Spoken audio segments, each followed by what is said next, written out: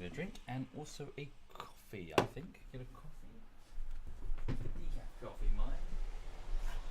Decaf coffee.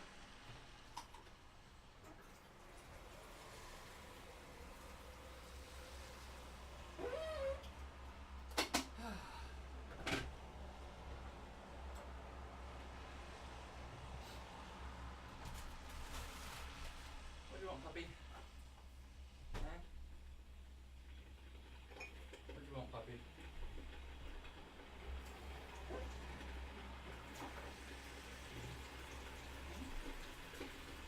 What do you want? Why are you so itchy? Leave on, mate.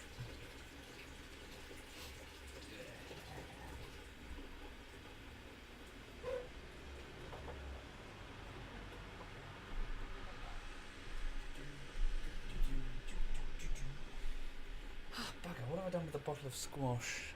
Where is it? Hang on a minute. Bear with me just one moment, please.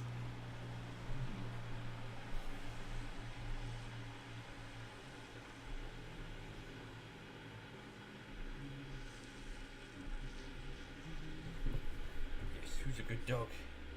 Are you a wet dog? Are you full of energy? You've just gone for a walk, you're covered in rain? Yes, you are. Covered in rain. Who's a good dog?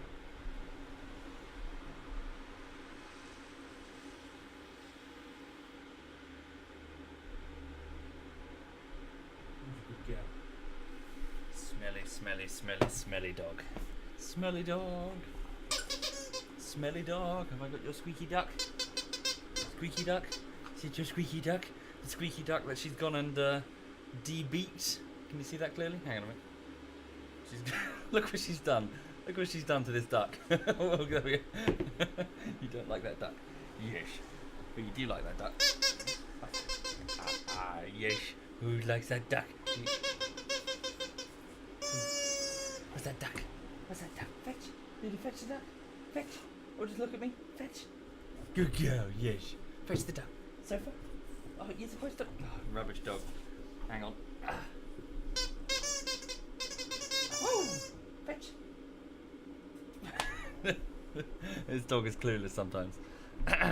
Right, okay, good evening folks. I'm sorry, bear with me just one moment. I'm just getting set up. I figured I might as well pop the stream on anyway so you can see Lulu.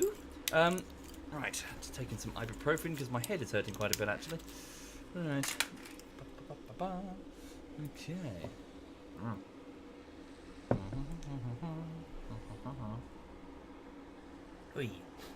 I've had a sort of low-level headache all day. Same with yesterday as well, actually. I'm hoping with this diet change, the headaches go away. But if they don't, then we're gonna have to, I'm gonna have to look and see my GP really. But okay, bear with me. I'm just going to make a coffee. Thank you, Natho here and Mr. Ragemane and Deadshot. Thank you all of you. That's very kind. How's the diet? The diet's okay. It's day 7, hugs and misses. Day 7 of a diet that has no sugar, no caffeine, no sweeteners. Although I'm failing a little bit on that part. And no alcohol. It's a horrible diet and I hate it. Yeah, it's a horrible diet. Smell my foot. She's like, what the fuck?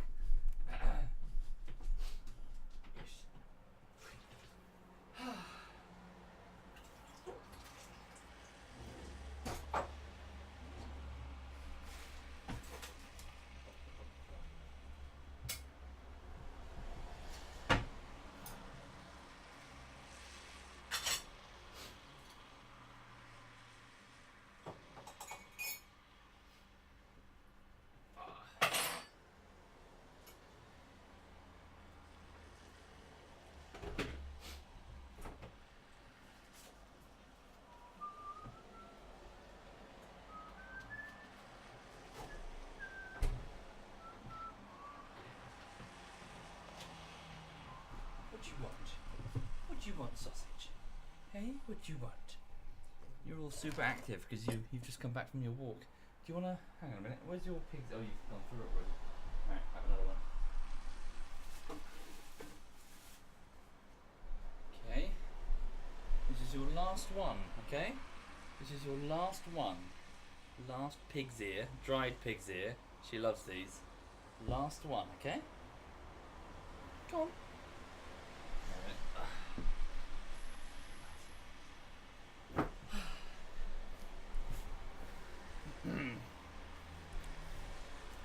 Okay, putting on the headset.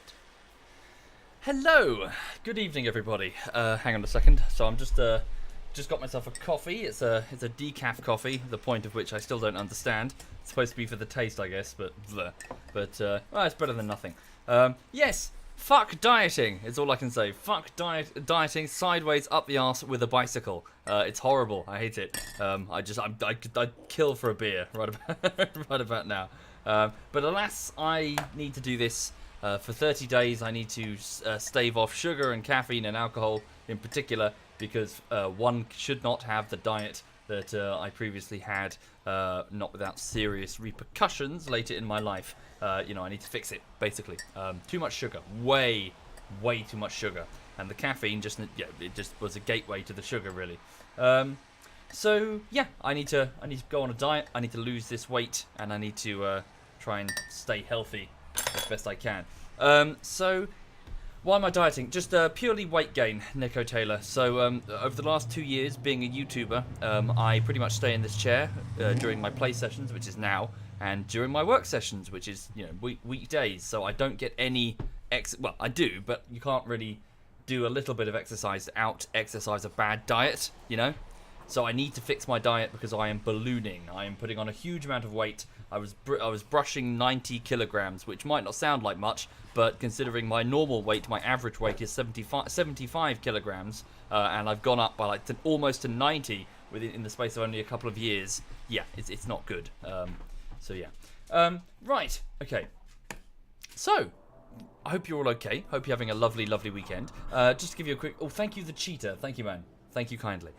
Just to get you an update on what's going on in the YouTube side of things, which is obviously my focus as a YouTuber.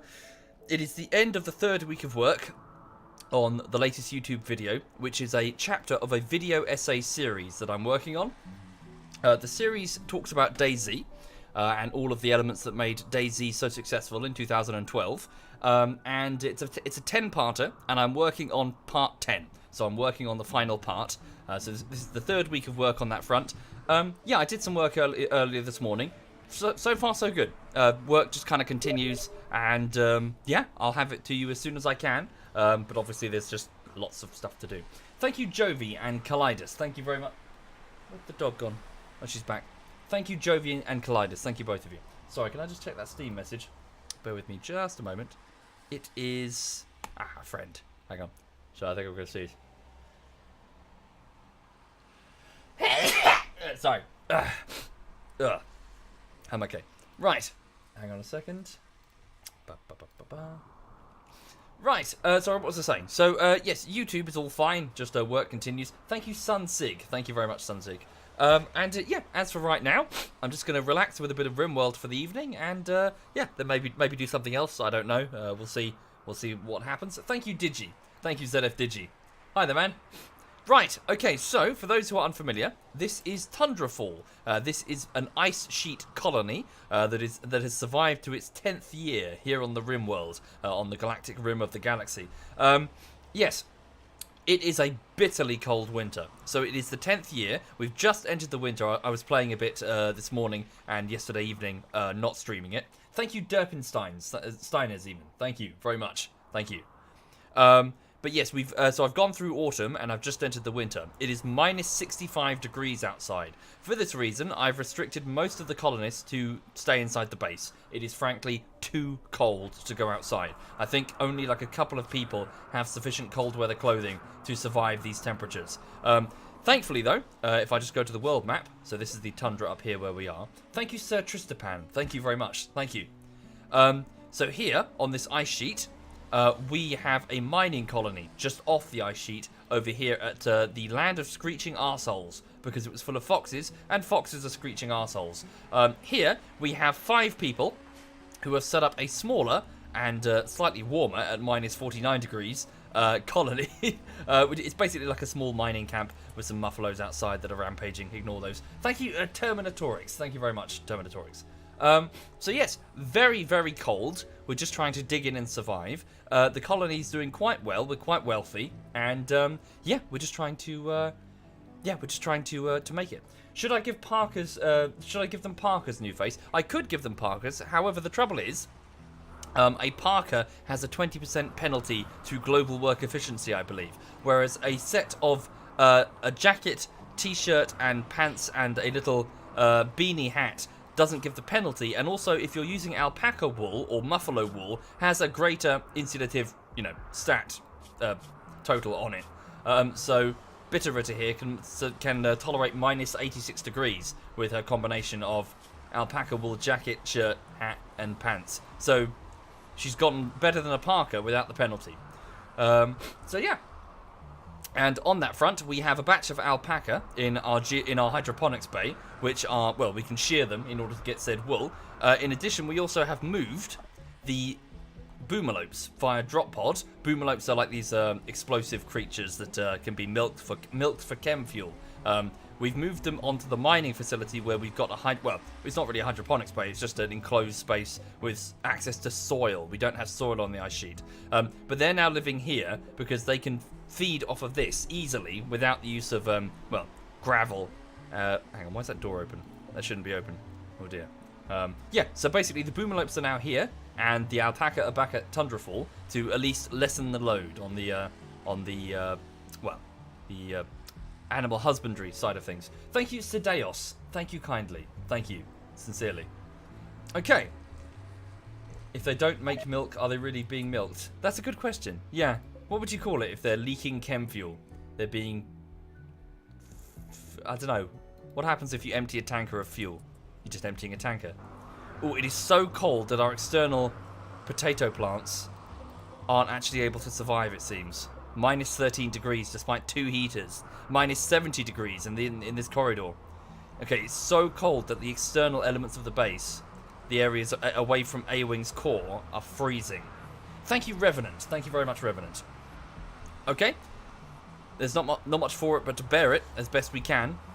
We have lots of rice, and we have a backup storage... well, we're going to have a backup storage of potatoes. So food-wise, we're okay. We just need to weather this bitterly cold winter. Unroofed corridor? No, it's completely roofed. See? It's roofed, but it's still minus 70 degrees. Because obviously it's flanked on both sides with a single layer of brick wall, so it's freezing. Thank you, I'm too fat to carry you. Thank you. Right. Why is the outer doorway unroofed? It's not. It's all fine. It's all completely sealed in. Okay. Thank you, Cat Chicken. Thank you kindly. Thank you. Right, so, at the moment, Tundrafall is doing okay. We have a number of suits of power armor that are being manufactured, which is quite handy. Jen recently has a good suit of power armor, or has had a good suit built. Yellow has also now got a masterwork set of power armor, and we're basically having Vassal and little Miss Hixie, our two crafters, so our 23-year-old little Miss Hixie, the space refugee, and Vassal, the 34-year-old psychopath with one arm. They're both working together to manufacture weapons and equipment. We are, however, going through our components and steel quite quickly.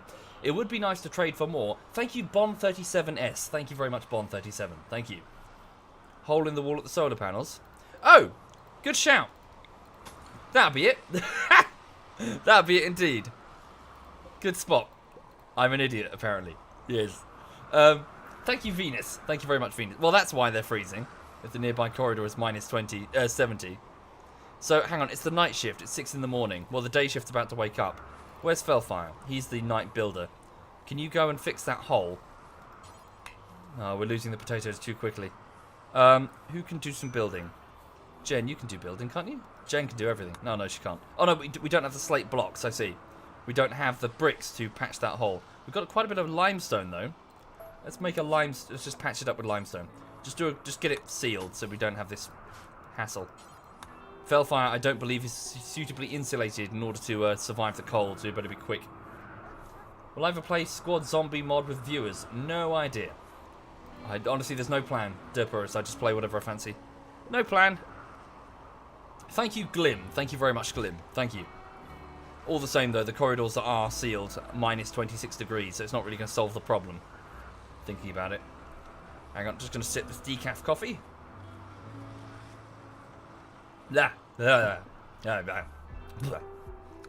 Okay, in addition, our hydroponics bays, since we're doing so well on food, I've switched many of them over to other things. Over here, we're now growing psychoid, which is a type of drug that we can, well, it's the plant that we can process into a drug.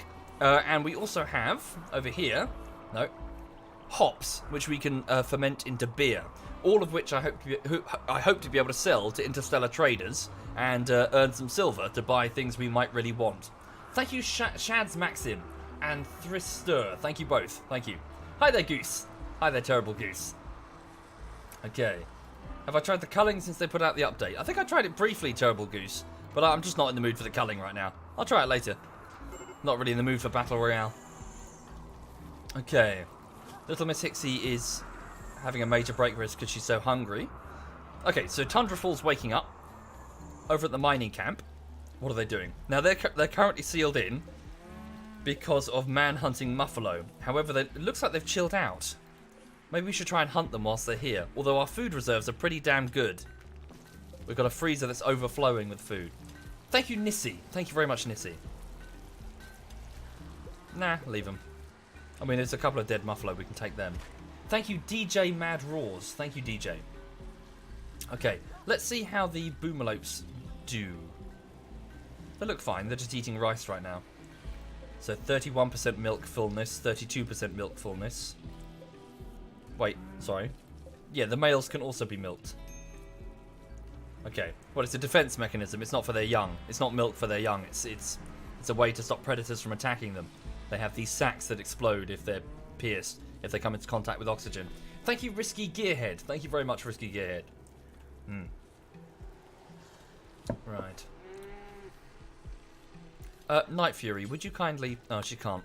Can someone move that rice from that doorway? It's venting the heat. So Night Fury herself, she's a former botanist, so she gets to look after this. She's 26 years old. She's a very beautiful but very lazy young lady who was responsible for a garden on a sort of civilized glitter world, and now she's here, clearly having joined the colony effort for this Rimworld that's gone hideously sour. But yeah, so Night Fury has joined the colony. We have Kamikaze here, who is a 43-year-old surgeon. Kamikaze and Prying Panda are now, I think they're now engaged to be married, actually. They were in a relationship in a staggeringly short amount of time. Kamikaze, the cosmetic surgeon, and Prying Panda, the 42-year-old drifter, are going to tie the knot, so well done them. Which is a bit of a bummer for, who was flirting before? Was it Bweep? No, it was, sorry, it was, Yellow, wasn't it? He'd gotten over the death of his wife. And he was flirting with Kamikaze. But, I guess she had eyes for someone else. Thank you, Thumper. Thank you very much, Thumper. Is Jen brain damaged? I'm afraid... no, not I'm afraid. Not. Good news, Monster. Where is she? She is healthy again. Her Luciferium, the devil's own drug, has healed her brain injury. Jen is back. Jen is back and she's kicking ass. Jen the Tribal, who used to manage the kitchens when she was a young, naive girl, who was beaten up and abused and had her spine broken at one point by our menacing cannibalistic doctor Maximo. She has punched her way through her opposition, at one point beating the living crap out of Mio and tearing off one of her legs in anger, solidifying herself as a badass. She then started flirting with Bweep, the actor, and the two of them have since gotten married and they have lots of sex. Congratulations. But yes, Jen is a verified badass, and yeah, the tribal handmaiden turned, I suppose, leader at this point. Who else is there? Thank you, Maraqueen and Midrivel. Thank you, both of you. Hi there, Maraqueen. And Speedy Cakes. Thank you, Speedy Cakes. Thank you. What do I think of the Rimworld 1.0 release? I wouldn't know, I'm afraid. This isn't it. This is a much older version. I fear that if I upgrade it, then I'll lose my save file again for the third time. I'm not doing it any... Yeah, I'm just leaving it. Leaving it as is. I'll upgrade some other time. Okay. Thank you, Fearless Wolf. Thank you very much, Fearless. Thank you. Right, okay, so the colony here continues... Sorry, starvation. Oh yes, Gino Mint's having a sulk in her room. So the 34-year-old gardener, who joined the colony from the mining camp fairly recently, replacing Ryoma in the hydroponics bay. Crimson over here, the, how old is he? 53-year-old tender, with his weird obsession with that tribal hat of his, is currently working to ferment wort, or rather put wort into these sorry, he's taking hops, turning it into wort, which he's then putting into the barrels to ferment into beer, which we will then sell. The beer is being kept in a climate-controlled room with 2 heaters, just in case anything goes wrong. A thick double wall to the outside, minus 59 degrees. So, yeah, we need to keep that room at a suitable temperature for fermentation, or the beer batches will be ruined. So, yeah. Thank you, Fearless Wolf. Much appreciated. Major Break Risk Yellow. He's currently shearing the alpaca. He's been in the wars, I tell you. I'm considering giving him Luciferium, but I don't know about that. He's just quite a depressive individual, especially after the death of his wife. Poor guy. Okay. Right then. Yeah, so Tundrafall is doing well. What's Vassal doing? Vassal is a 34-year-old psychopath with one hand. Used to be a good friend with Maximo, the cannibalistic doctor, before he was killed. But now Vassal handles most of our manufacturing. He's currently working on a shield belt in order to protect, I assume, Mio, our melee expert, as she runs into battle. Speaking of battle, just looking at this, I wonder if it's wise to put some side doors here or here, so that our melee guys can run out and fight. It might be. Let's put a slate auto door here, the purpose of which is purely when the battle starts at this bunker, to have our melee people run out wearing shields and start slashing with their swords. They can always retreat if things go to hell. But, you know, have like a secondary option rather than running through our own fields of fire. How does the elephant help the colony? Well, right now the elephant is just going door to door, eating all of our potted plants, which is most frustrating. But the elephant is called Edelweiss, and Edelweiss is going into the infirmary, presumably to eat that plant. No, Edelweiss should be being trained. Okay, good. Has almost been trained to haul, rescue, and be released into combat. Looking good. What difficulty is this, Venus? This is extreme difficulty on Randy Random. Not the hardest. Cassandra on extreme difficulty would be the hardest, due to the regularity in which she throws raids. But I find Randy Random more satisfying, because, you know, you can't really time it to a stopwatch like you can with Cassandra. Okay, we're also mining away this cliffside here to get access to limestone and marble, which we're processing into bricks, which, since we have an abundance of rocks here at the mining colony, I was using to shore up with double and possibly even triple walls around us, so that, well, to make raids much harder in terms of, you know, the enemy are going to have a much tougher time tunneling through rooms, and also just for heat insulation when it gets very cold, because it is minus 18 during the daytime. Also, since the threat of the Mad Muffalo seems to have passed, we'll reopen the main doors so people can leave. Can you armor the elephant? No, afraid not. There must be mods, though. Okay. Yes, indeed, an elephant on an ice sheet. It's having to stay indoors, though. It cannot tolerate the temperatures. Why is there an elephant in the base? Because little Miss Hixigar, the cowboy hat-wearing socialite that she is, well, refugee, I say socialite because she's good socially, doesn't necessarily mean she attends parties. Little Miss Hixigar decided to get onto the comms unit with an exotic goods trader in orbit when she was stoned on smoke leaf, and presumably found it very funny to spend 1,500 silver of the colony's money on a fucking elephant, Little Miss Hixigar. And also because the chat rebelled and demanded that I buy the elephant. But I'm deciding from a roleplay perspective, Little Miss Hixigar bought the elephant when she was stoned, much to the annoyance of the rest of the colony.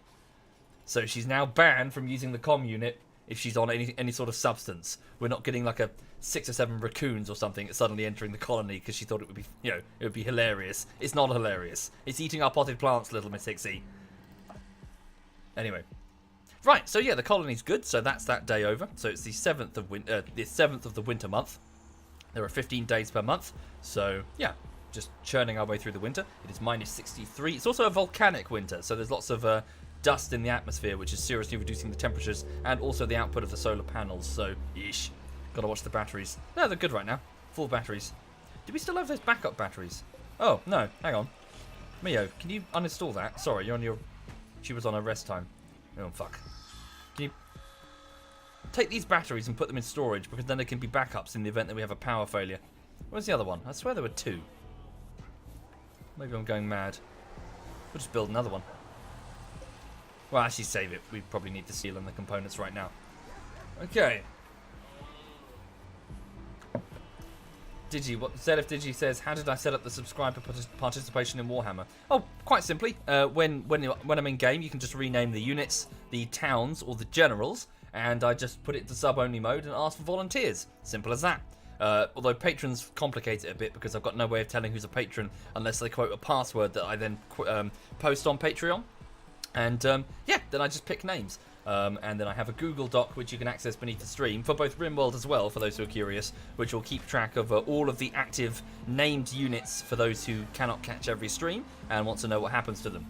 So if you just go below the stream and click on the Google Doc for Rimworld, for example, you can see that each of these colonists have their own stories and each of them have been named after Twitch subscribers or patrons. In Warhammer's case, I intentionally, pay to win, I intentionally prioritise the really, really good units. The really good, like, generals and stuff, I give them to my top patrons and stuff, because it just seems fairer. You know, the big generals that get named all the time, as opposed to, you know, foot soldiers. Same with big cities as well. Just seems fairer. Thank you, Squid Howard. Thank you very much, Squid. Thank you.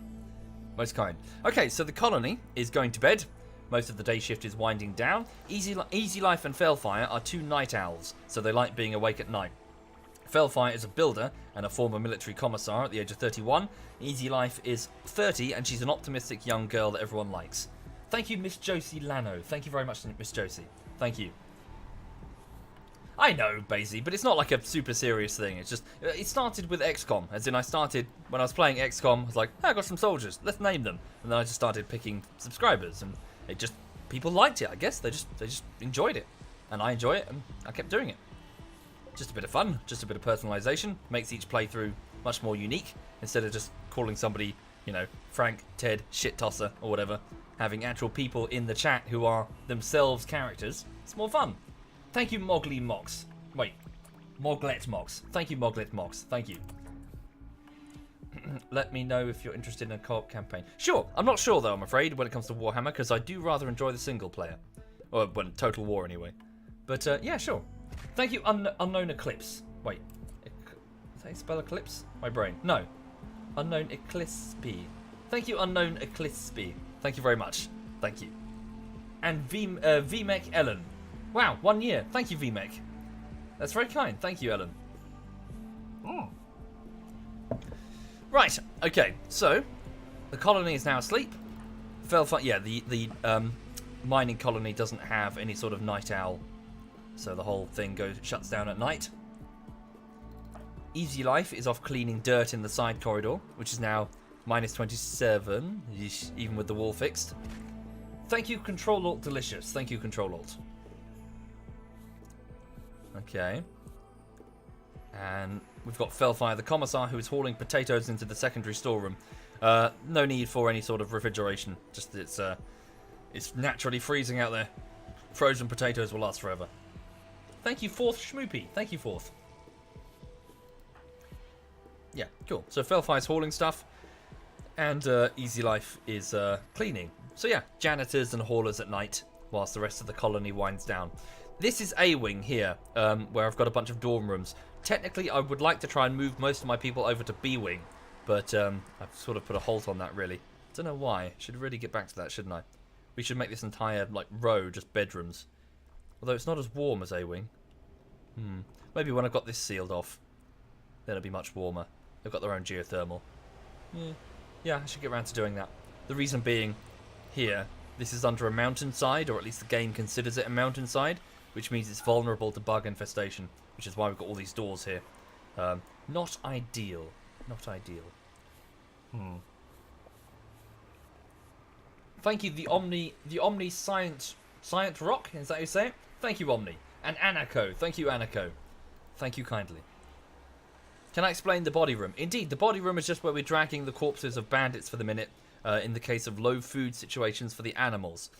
It's not pretty, it's not pleasant, but needs must when you're on the tundra, and sometimes, especially a short while ago, we had serious food shortages due to the lack of sufficient hydroponics. So we should be alright now. The dogs are being fed. They were supposed to be being fed kibble, but in the event that they don't need it, they've got, well, bandits that attacked us. You know, we can't eat it. The animals can. They don't care. They can't tell the difference. Thank you, Joe and White Grim Reaper. Thank you very much. Thank you. Sorry, is it omniscience? Is that the word I'm looking for? Sorry, am I just... Apparently I'm a retard. I shouldn't be discovering this only just now. Right. Sorry, just going to polish off this coffee. Thank you, some guy. Thank you very much. Thank you very much, some guy. Right. Oi. What's the dog doing? Hang on a second. She is... Yeah, she just flopped down. She just went for a walk in the rain, so she had some energy. You okay, sweet pea? Yeah, she's fine. She's just resting. She's all good. She's a fat dog. Fat dog. Thank you, Iratu. Thank you kindly, Iratu. Thank you. Right. So, it's 5 in the morning. The mining camp is waking up to get breakfast. Who's put all this meat on the floor? Okay, go get breakfast and then haul that into the fridge. We probably have insufficient room in the fridge. Yeah. Alright. Is that room frozen? It is. Can we put a second stockpile? Give it the same settings as the current freezer. Have it as overflow. Better that than to lose food, eh? Thank you, A Profile. Thank you very much, A Profile. Thank you. Yeah, I see. We've butchered some muffalo. Let's suspend the butcher creature's job so we don't burn through in all of our storeroom space. Where's Prying Panda going? Oh, he's off to Stargaze. Now, can you guys deal with that? We need this hauled away. So Prying Panda the Drifter and Kamikaze the Cosmetic Surgeon. I'm just going to store that properly in the freezer.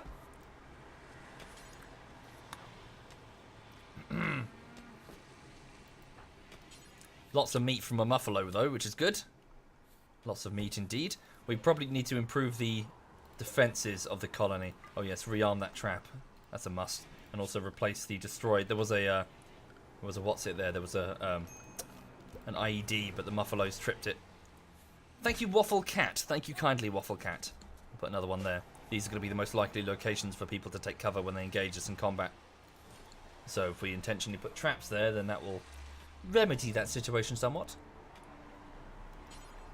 Could you work on that as a matter of urgency, please, Prying Panda? And someone reinstall this turret to be a little bit closer.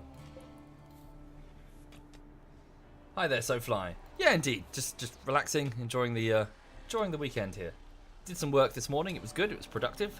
I was supposed to do more chores than I actually did. I went for a nap in the afternoons. I'm just finding that every day this week I've just needed to go and have a sleep in the late afternoon because I'm just so tired. Just with no sugar and caffeine, it hits you so hard. It's really amazing. Like I just feel so drained. Come like 3 o'clock, I'm like, oh my god, I can't keep my eyes open. Thank you very much, 13 Pen Me. Thank you, 13. Thank you. What happened to the turrets? Where? What, the mining camp? Well, we only had 3. We had a bunch in this courtyard here, but they got destroyed by a raid. I haven't replaced them. Instead, I just sealed the courtyard and hoped that, well, we don't get any sappers. Why no caffeine? Well, I figured I should. Trouble is that whenever I have caffeine, it's in the form of Coca-Cola or coffee, and with multiple spoons of sugar and milk. You know, spoons of milk. You know, lots of milk and sugar and shit, and just it's not good. 30 days. I've just got to go 30 days. Keep the diet for 30 days and then see how I feel. Do some running. Doing lots of running. Just try and lose some weight. Feel healthier. Okay.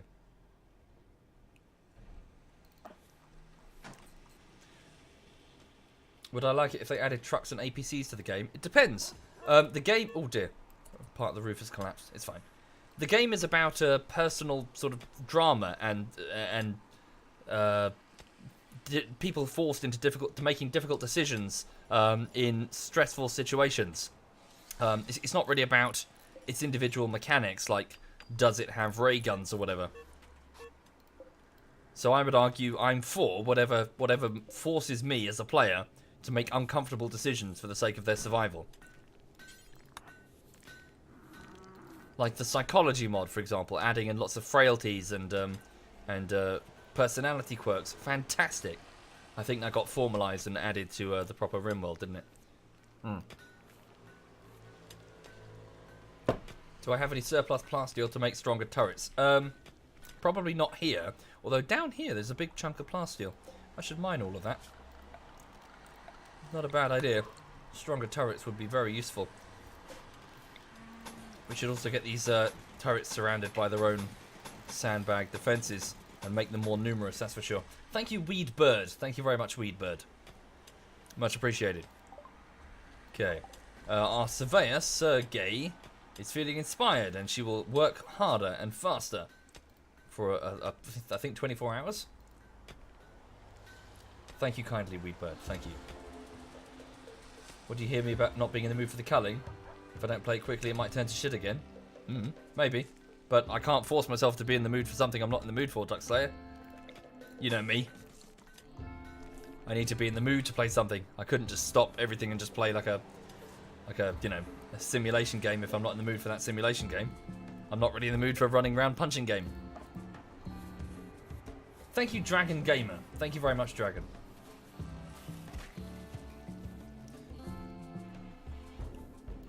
Okay. We still need some more marble for the graves here, sarcophaguses. Oh yes, and we need to start working on the first part of the ship. Okay. Caravan has been requested. They would like to purchase some power armor in exchange for 2,980 silver. Not bad. How far? Oh, Jesus. Good lord. You kidding me? That's crazy far. They would like to purchase power armor. Ah! Okay, so if I did, like, send 3 people, or whatever. 11 days! Are you kidding me? We do have lots of food, though. Oh, no, they follow the road. That's quite sweet. What do you think? Do we have power armor for spare? Not really. We've never done a caravan before, though.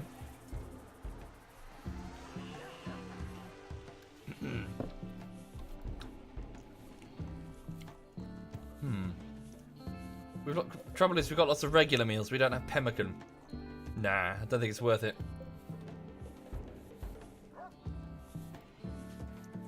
Roads are faster to travel through.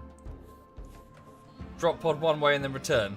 Nah, it's not worth it. Too much risk. For 2,900 silver, we can just sell power armor to a trader ourselves. And just be patient. Do I have anyone I could risk losing? Well, potentially we could risk losing all of them. The last away team we sent was a total wipe. We lost all 3. Soldiers all. It was Neville, I think Neville, Poppycock, and who was the other one? It was Porter. So our bodyguard, Neville, and our top builder. Wasn't good.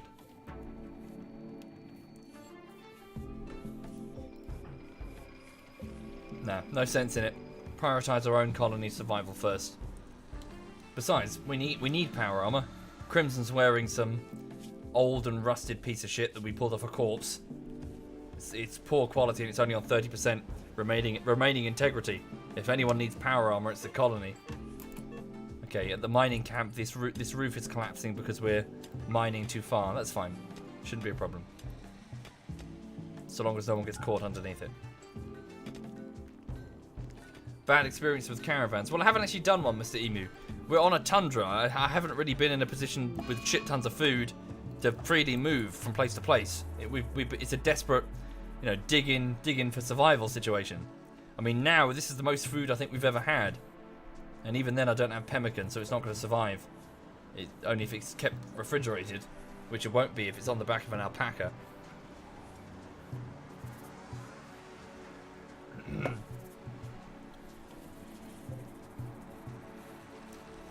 So many useless turrets. On the contrary, very useful turrets, and we need to replace these ones. All of these turrets have proved their own in battle.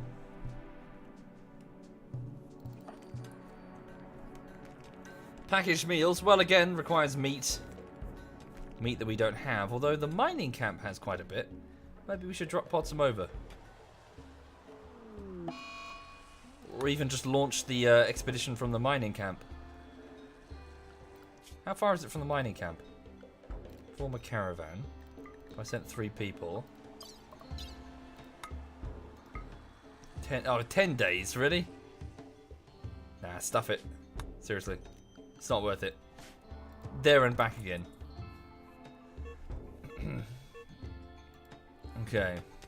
Oh yeah. Bits of the roof are collapsing. We should be a little bit careful.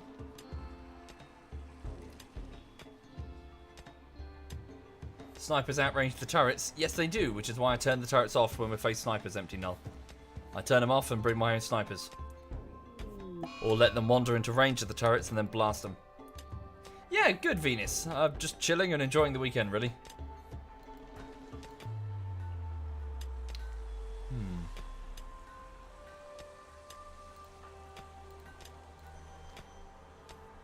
Well, DiCaprio, if it gets, if it gets fucking annoying to the point that everyone keeps spamming it, then why is it stupid?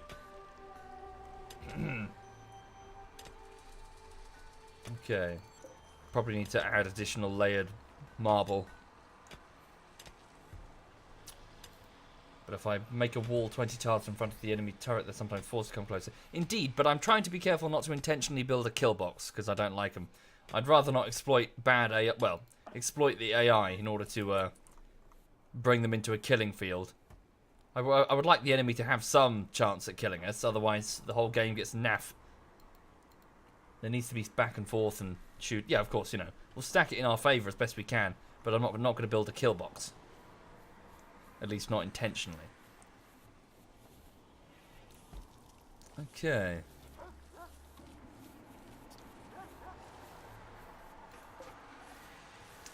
Oh, okay, power's going off for the night. It's the 8th of 8th of winter. Okay. Alpaca have lots of flowers to eat, which is good. The colony's winding down for the night. It's minus 60 degrees outside. Fucking cold. Right. Fine, Bob is lost. If you want to split hairs, then yes, sure. Switching off the turrets so that they're not perceived as a threat, so that the enemy close in range, is exploiting the AI. But you know what I'm saying? I'm trying my best not to cheese the game and cheat myself out of all sort of complexity in it. Building, like, walls to force the enemy to come through a tiny bit here, where you point all of your guns at them, is naff. Because every battle goes the same way. They all play, bam, they're dead. That's it. Some people just stack it with bombs and shit. Just bang, that's it. One button press, they're all dead. It's cheesing it. It's crap. Yeah, sure. If you're gonna split hairs and start, trying to feel your way around the limitations of the rules, then yeah, you're gonna go, that's exploiting the AI. But I'm just trying to have fun without cheating myself out of gameplay. Okay, how's Vassal doing with that shield belt? 339 ticks remaining. Okay. If he cracks on with that, he'll have it done in a couple of days. Thank you, Linosaurus. Thank you kindly. I know! Coplaning. You've misspelt that. I'm complaining that you misspelt that. Thank you, Linosaurus. Thank you. Very generous of you, sir. Thank you. Right, okay, so the mining camp is also winding down. What is there? Oh, wow. Okay. Chem fuel. We're doing well on that front. Nice. Okay. Well, let's just keep launching pods then. So what have we got here that we can send? Lots of stuff. We've got lots of marble. Let's just send marble. Okay. Send marble chunks, as many as we can. 300. Nice. Yeah. Load them up. Get them sent. Thank you, Davin. Thank you kindly, Davin. Thank you. Oh. Wheat won't do hauling. Sergey's mining. Okay, hang on a second. Oh, chunk of spacecraft. Ooh. It's not a bit far away. We'll get it when we can. Oh, thank you, DNC Master. Thank you very much, DNC. Thank you. Very kind of you. Wait, what was that? Sorry, did I miss one before that? My brain. Davin. Thank you, Davin, DNC Master, Linosaurus, Dragon Gamer, Weedbird. Strange, I swear there was one that just appeared. Crazy. Wait a second. Oh, wait. Sorry, sorry, I confused, DNC confused the hell out of me, because on the overlay it says DNC is subscribed, and then on the OBS itself it says each individual that he's gifted the subs to has subscribed. Sorry, my brain. Thank you, DNC. Thank you very much, DNC. Thank you. That is very kind of you, sir. I shall spend it all on alcohol. Oh, wait. God damn it, I can't use that excuse. I can't say I'm going to spend it all on alcohol, because I'm dieting. I need to abuse something else instead of caffeine or sugar or alcohol. How about glue? Thank you, Piss Juggernaut and Mr. High. Thank you very much, both of you. Hookers, yes, yes. Let's get like I'll get like 10 hookers and then just line them up in a row and then be like, I don't know what to do now. I haven't thought about this bit. Thank you, Faustus. Thank you, Faustus. Oh, okay. Oh no. Right. Drop pods, mechanoids at the mining camp. Right, so we have an attack underway. It's midnight, so people are going to be quite tired. How many? 4. Right, so let's man the defenses quickly and see what we're dealing with. We've got to get all the turrets on. Okay. Damn, we didn't finish a high explosive shell. Do we have one? We don't have a high explosive shell. That's why that wasn't finished. We do have EMP grenades. It might be wise retrieving those. Right, so let's move to the defenses then. So, Bweep, on your feet. Move to the bunker with your sniper rifle. Okay, Prying Panda, you've got an M16. On your feet. Move to the bunker. Right, Sergey, you've got a charge rifle. Would you be in range? Yeah, maybe. Move to the bunker. Kamikaze. Okay, you are a fighter, but you don't have a weapon right now. Kamikaze, can you grab the EMP grenades as quick as you can?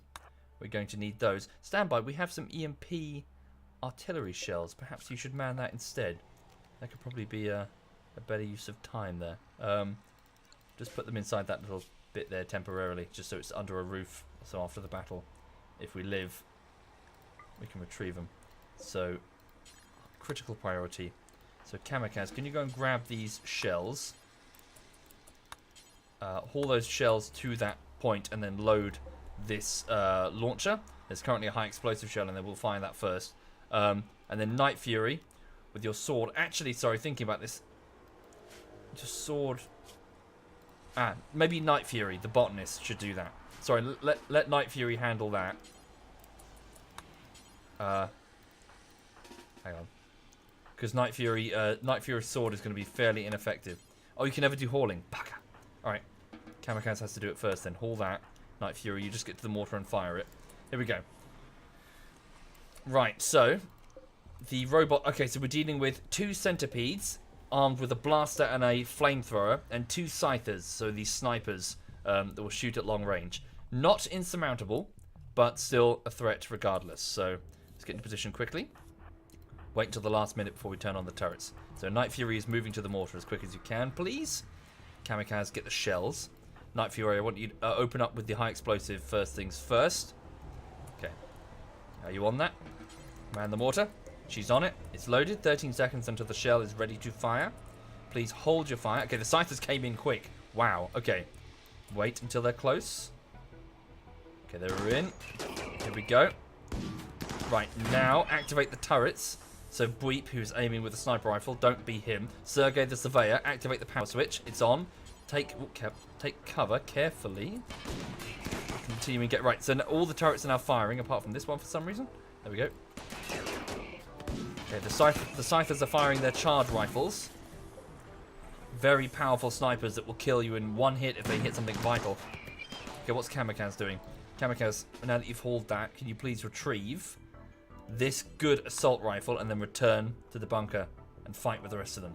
Okay. A high explosive shell is ready to fire. Not there. There, please. Don't hit the geothermal generator. Fight is currently in our favor. Shell away. It's a miss. Okay, switch over from high explosive to EMP. So switch the shells to high explosive to EMP. Night Fury. Quickly grab the EMP round, get it in there. Okay, one scyther has been downed. The next one is on about 20% health and will fall in a moment. We're doing well. We've got strong cover. Excellent. Okay, now move forward. Disable the turrets before you go. So Sergey, switch that off. Go. Move forward, because I'd like to try and outrange them if we can, because these centipedes are basically moving tanks, but their range is very limited, and if we can just outrange them, then our chances of survival will be quite high. Thank you, Lord Dodode. Thank you very much, Lord Dodode. Thank you. Okay, Kamikaze, move up as well. So hang on, so Bweep, you can outrange it with your sniper rifle, so move here, please. Prying Panda, you can also outrange with your M16, so move there. However, Sergey, Your charge rifle will not be able to outrange the weapons of the centipede, so you're to stay clear. Night Fury prepared to fire. Okay. Watch yourself, Prime Panda. Don't wander into their field of fire. Okay, we move a little bit further. There we go. Okay, go for the one with the flamethrower first, because if it sets you on fire, it could be a bit of a nightmare because you could run around like crazy, potentially into their field of fire. Okay, so 5 seconds. Okay, there we go. Open up, keep that one distracted. They're not stopping yet. I would really like them to stop at max range. So the centipedes are basically crawling towards us on thousands of tiny synthetic legs. That's what I worried about. Okay, missed Praying Panda. Praying Panda's okay. Now, EMP shell is ready to fire. Carefully, without hitting the hydroponics, fire a single EMP shell.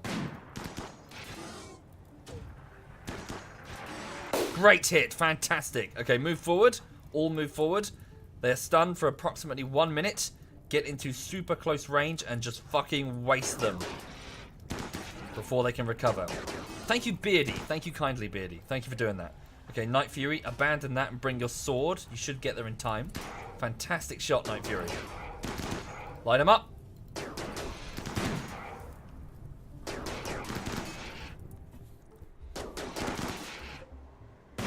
Very good. Well done, colonists. Maybe Night Fury just stay out of this for a moment. Well, they should be able to, if we're careful. Just don't get in direct line of sight. Slice it with your sword.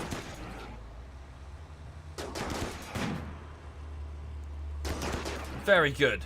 The mining colony is A-OK. Okay, they're still alive, finger quotes, for a synthetic life form.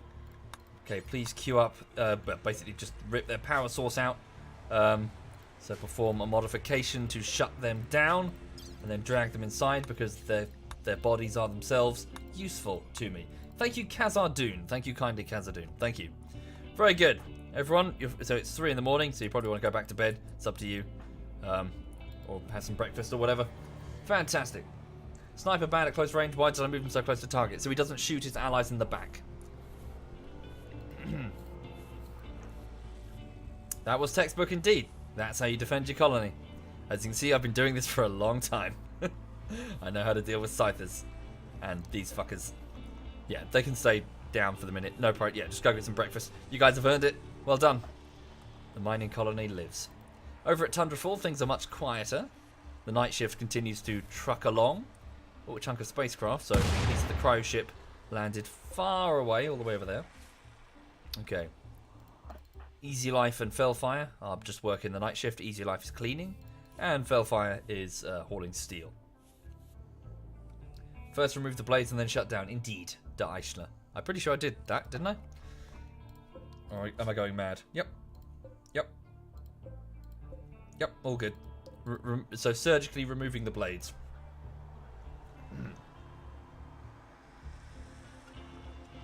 My northern doors at Tundrafall are still on lockdown. Yes, I believe they are. It's too cold to go outside. Technically, they should all be on lockdown. I must have forgotten to do those ones. Yeah. Oh yeah, I left those. Yeah, sorry, we had people working on the turrets. That's why I left it open. Okay. Indeed, Dragon Gamer makes the soldiers stand a bit far from the attackers to not get hurt. A few seconds later, he moves them closer to the attackers to exploit the 60 seconds of EMP stun that we had bought with that shell. We can close for super close range in order to just unload with very little chance of missing. And of course, I moved Weep closer despite having a sniper rifle because I didn't want him to shoot any of his allies accidentally. Thank you, Gold Gamer. Thank you very much, Gold Gamer.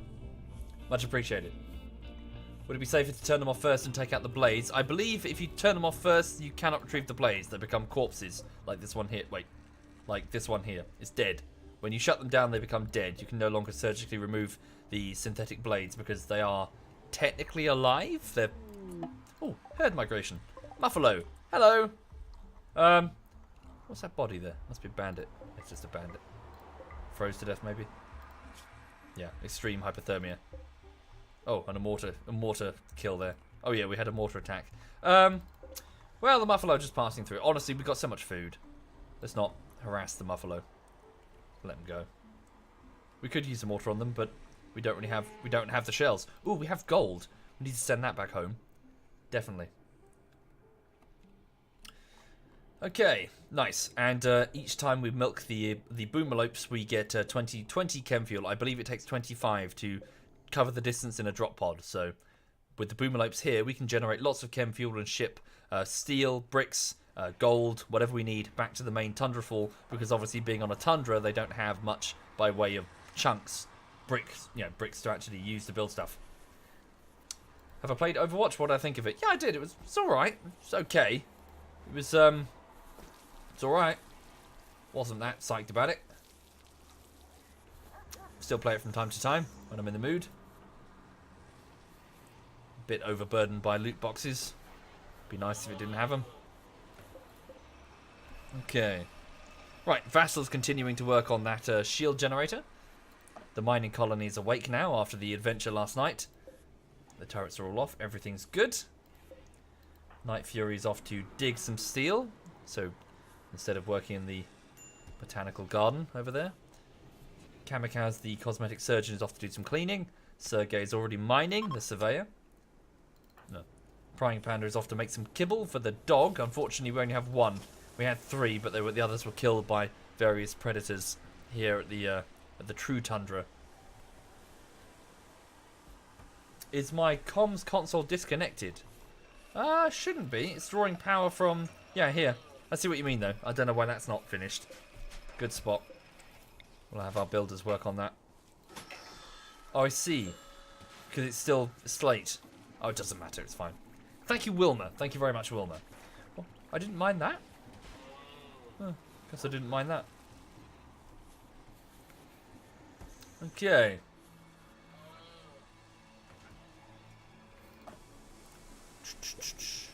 Thank you, Akara Vect. Thank you, Akara.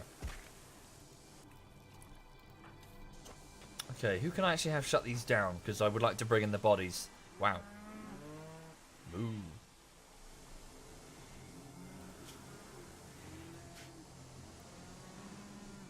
I can smooth the walls and put wire in it. Yeah, I know. It's just not... Wait, really? I can smooth the wall? You can smooth the floor. You can't smooth the wall. You got to cut the wall down and put bricks there. Okay. What's Breep doing? Breep, can you modify these? Do you have sufficient skill? I can't even remember what skill it is. Is it crafting? Maybe. Thank you, Hoot. He's crazy. Thank you, Hoot is crazy.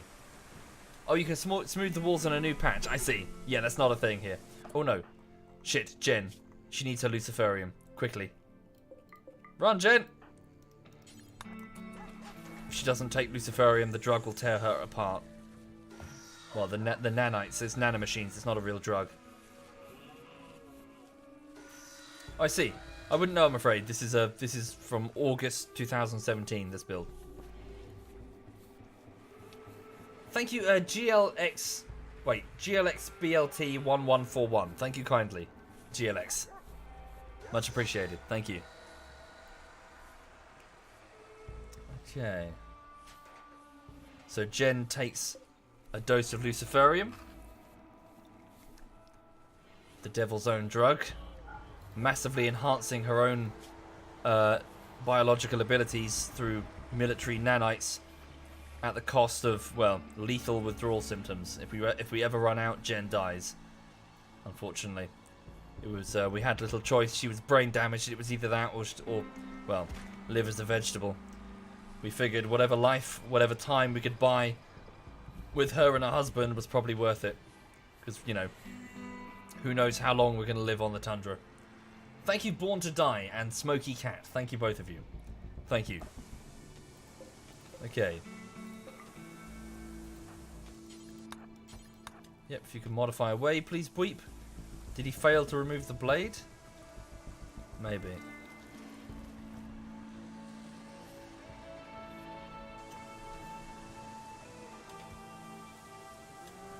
Thank you, Dark Scorpion. Thank you very much, Dark Scorpion. I'm afraid not, Zencaster. I'd rather not do that. I know that some streamers do that, but I find it a bit, as in the ability to put up messages on the screen by donating money is always a bit, I don't know. I've always found it a bit kind of other people then just start spamming dumb shit. Sorry. Donations, single donations anyway, I don't really do. But thank you anyway. That's very kind if that was an offer. Thank you. Where's Breep going? He's off to deconstruct a piece of the ship. What's Prying Panda doing? Can you do what I wanted him to do? Can you modify these scythers to remove their things? Okay.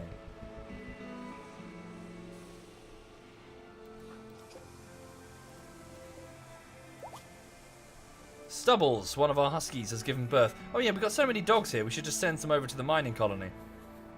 Assist with all the hauling, if we need them. Yeah. The animals are just breeding. Okay.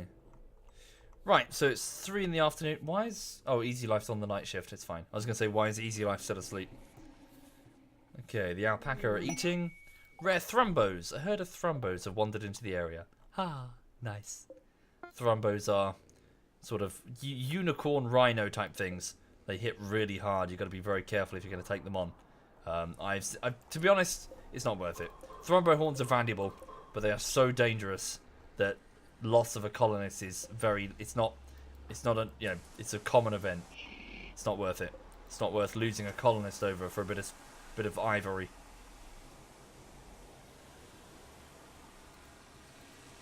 Okay. Thank you, Zaki. Thank you kindly for the compliments. I shall endeavour to continue. Hi, Chinny. Chinny says he self-tamed a Thrumbo. Yeah, so did I. I called it Thrump. Mainly because I tried to spell Thrumbo and fucked it up. I wasn't trying to refer to Trump.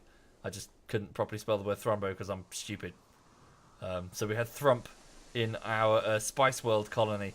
A colony that consists of about 6 women going zig-a-zig-ah. I want to do an actual YouTube video about that colony one day, because there was a very interesting scenario that happened afterwards that I'll explain in the video, not here. But effectively, we escaped the colony via dropship, as in via spaceship. But I screwed up and I didn't attach 2 of the cryopods, so 2 of my colonists were left behind. Thank you, Jingles. Thank you very much, Jingles. So I wanted to do a sort of left behind sort of story type comic. One day. I mean, I don't know when. I've got so much work to do. Like a visual novel type thing to sort of show what happened to them, because some interesting shit happened to them. Because effectively what happened was the base, so if you imagine Tundrafall, they were stuck in their cryopods and they couldn't get out. They were stuck and they were in a side valley out of the way. So bandit raids happened, and of course all the turrets are just running off solar power or whatever, so all the defenses stayed on, so the bandits would just die. I won't go into full detail, I won't spoil it. But so the turrets would stay on. But eventually, of course, the bandits would knock out a wire or a turret or something small. They would inflict tiny bits of damage to the external areas of the base. And what this meant was that gradually over time, raid after raid, because I just sped up the time and just watched to see what would happen, they would penetrate the defenses little by little each time until eventually they fell. The defenses fell and the raiders got into the base. At the same time, inside the base, you had these insects that would spawn because we dug into a mountain. These sort of genetically engineered soldier insects about the size of a man with really sharp claws and pincers and thick armor. Just natural hide that resists bullet fire. Anyway, so as a counter, we had a series of passive defenses in the form of these IEDs, incendiary IEDs, that were mounted into the walls and the corners of the various rooms. So when an infestation was encountered, the room would be set on fire. Very Walking Dead, very the Center for Disease Control sets the air on fire. That's effectively what we did. So inside the base, these infestations would run, and then of course the air would be set on fire. Superheated air, about 1,000 degrees, burning because all of the furniture was intentionally made out of wood to try and make the biggest fire possible. Yellow's having a tantrum. All right, because he's wearing tattered clothing. Oh dear. Cake says I'm letting my mouth run off again. It's called telling a story, Cake. You wouldn't know. Stick to singing. Hi, Cake. Anyway, sorry. So the rooms would be burning with superheated air, but part of the strategy of this superheated air thing was to open up the adjacent doors so that the heat in the next room would not climb to such a degree that it would set off the explosives and cause sympathetic fires, right? But of course there was no one left to do that. So room by room, the base would burn as each room turned into a white-hot oven, which would set fires in the next room, then the next room, then the next room, with no one left to tend to the defences. So what I'm saying is, on the outside of the base, it was a derelict, with raiders stealing everything, and on the inside of the base, it was burnt to a crisp, with everything flammable, every piece of food, every item of furniture, everything that wasn't, you know, plasteel or metal, burnt. And it was in this scenario, about 4 years after the original colonists had left, that the people who were left behind in their cryopods got out.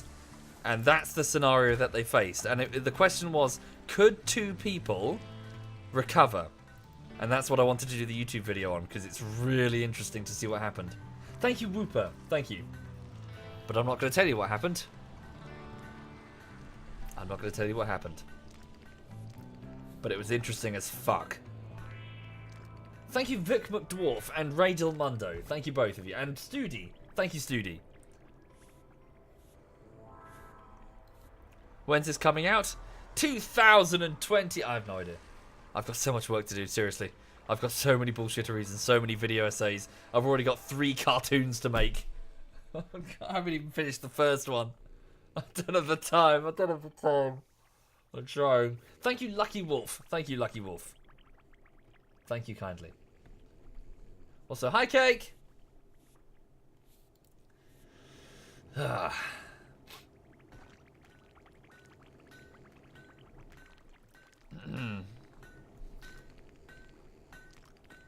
What's that sound? Hang on. The dog appears to be snoring. Action zoom. Yes. You okay, sweet pea? You okay? You dozing? You're a good girl. Yes, you are. You're a good girl. Yes, she's okay. Right. Okay, so the mining camp. Oh, good. We did retrieve some scyther blades. Oh, good. We're ready to launch the pods as well. All right. Let's send this group. So, with the chem fuel that's mounted in the drop pods, I send forth 3 of them. So they will fly over on a ballistic trajectory, parabolic trajectory, and come to a stop with the chem fuel, so they don't smash into the ground.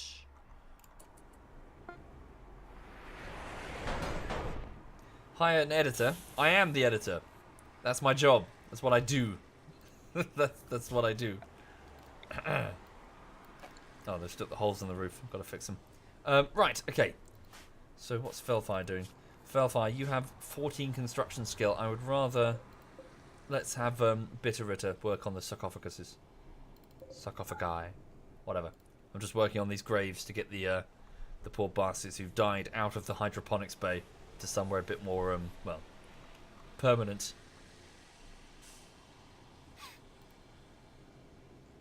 The dogs are eating pieces of the bandits. Okay. Yes, no, yes, no. Forstius, no, please stop. As in, if you want to enjoy Rimworld, I strongly recommend not watching this. Half of the fun is figuring out how Rimworld works, really. So, and if you don't have Rimworld, to the people in the chat, I strongly recommend you get it because it's one of the best games on Steam. It's really, really interesting. But don't read wikis, don't watch guides, don't even watch the stream. Just play it. You will lose colonies. You will get attached to people. You will watch them die. You will watch people be put into difficult circumstances. You will be forced to watch these people suffer. And as a result, it is the most interesting shit that you can see on screen. You know, seriously, just jump right in. You know, it took me ages to get a colony that would just make it, and then it gets wiped out by like wild boar or something. Thank you, Nyaki. Thank you very much, Nyaki. Indeed, thank you. Thank you, Nyaki. Thank you kindly. Good to see you again, sir. Yeah, it's like, is it This War of Mine? Someone said, you know, as in it is effectively a drama game. It's showing people forced into, yeah. Do you think we got here easily? Like, we huddled. Look at the Google Drive. See how many people have died for this colony. See the graves, the people who have suffered and just, you know, fought and died or been killed by polar bears at one point. Thank you, Spartan. Thank you very much, Spartan. We huddled around geothermal vents in the freezing Arctic air. At one point, we had to eat our own dead. Maximo actually enjoyed it. we had a cannibalistic doctor. It was this thing. We had, like, at the table here, you'd have Kaz. Kaz was a soldier, so she liked simple meals. She was just sitting there eating some porridge from this dispenser. Over here, you had, like, Zorium eating, like, a meal of potatoes. And then over here, you had Maximo, the doctor, with, like, a human arm going la la la la. It was most weird. Maximo was very strange. Can I stream Overwatch? I have, and I do. Not recently, though. I haven't really played it recently. I stream whatever, really.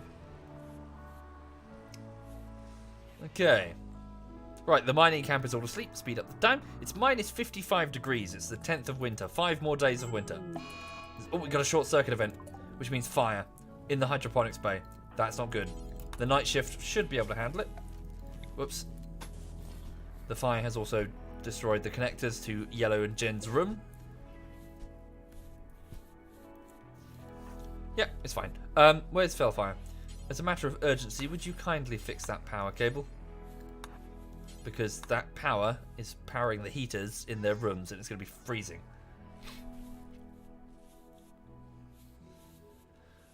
Am I ever going to play Kenshi? I have no idea. Again, sorry, the standard answer to will I play this is I have no idea. It depends if it's any good. Honestly, it really depends if it's any good. And if it hasn't been released yet, then I can't tell you. Oh dear, that's not even connected. Yeah, I can't tell you if a game that hasn't been released is decent enough to play.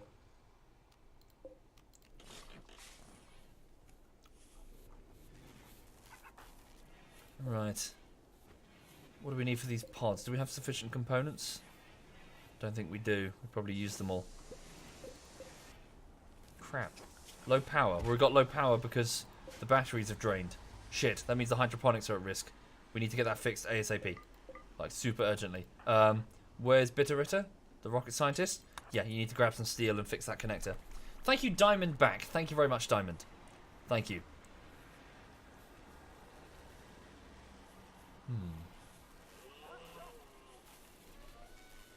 Am I feeling better? I'm feeling a bit flaky, Markwin2, but thank you for asking. This is day 7 of my cold turkey diet, and I hate it.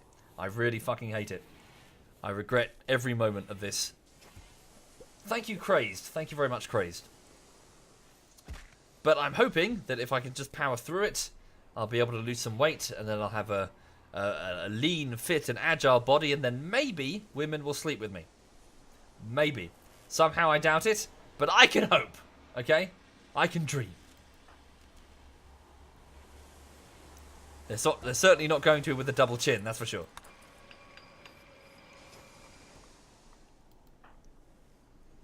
Spoiler, you won't.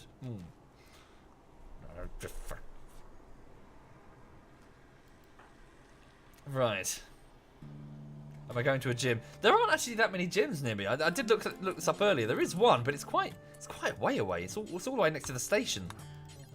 I mean, I suppose I could just jog there, but it's not as if there's just one down the road. Because I live in like a residential bit. I'd have to go like deeper into the city.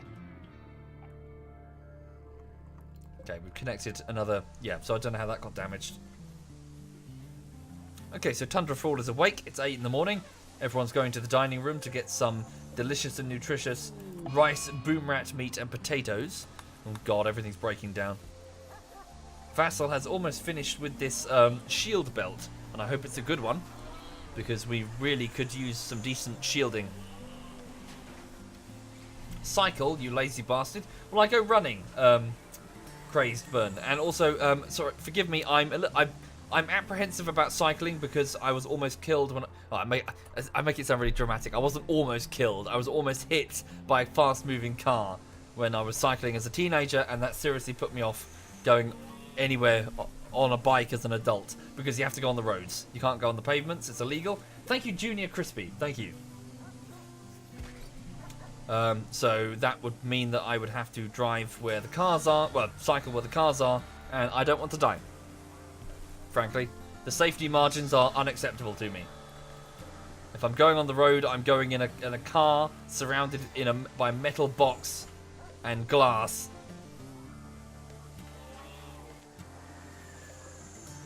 Okay. Am I British? Yep.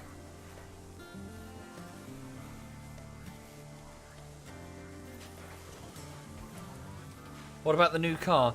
No progress on that yet, I'm afraid. The model that I wanted wasn't available, which is a big shame. So I'm back to square one, really. I guess I've got to either wait forever until one becomes available, or and the estimates were next January, which is, oh god, or just get a different model. I guess I'm just going to get a different model, different type. I wanted to get like a little coupe, like a little dinky coupe, 2-door, so I could zip around the city. But no. I can't believe there's like no coupes of that particular type. I couldn't believe it. You're joking. What have we got? So, it's a good. Good is better than nothing. I was expecting like legendary or something though. He's got like a skill of 20. Oh well. Right. So, I mean, Vassal could wear this. Truth be told, you've got amazing melee skill. Yeah. I mean, put it on. So, wear this shield. So he's wearing a good shield, which is a lot of charge. Go put that rifle down. Do we have a plasteel sword? We don't, but we've got some regular long swords. So this is it's a shoddy. Normal long sword. Fuck it. Go equip this normal long sword. It was a BMW 1 Series. No, it wasn't. I did look at the BMWs, but I don't know. They weren't that, they didn't really stand out. Oh god, why's the sun lamp on in the infirmary? Thank you, Silver Atom. Thank you very much, Silver Atom. Thank you. Much appreciated, thank you. Right, okay, well that's something at least. So, we've got Vassal, our psychopath, with a shield. I'm somewhat reluctant to put him in the line of fire, but if we're having to defend the colony, then we need all hands on deck, really, don't we? Right, so we need more components. Urgently. So suspend that job, just make regular components. For some reason, I can't right-click to tell them to do that. I don't know why. Yellow's making joints. Not really important right now, Yellow.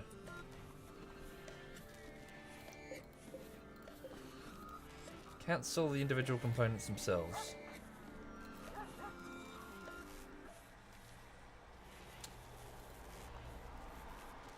Well, thank you, Silver. Thank you very much. Damn. The lack of power is going to drain. It's going to take away our hydroponics. Crap. Sorry, why is the power so flaky then? What's going on?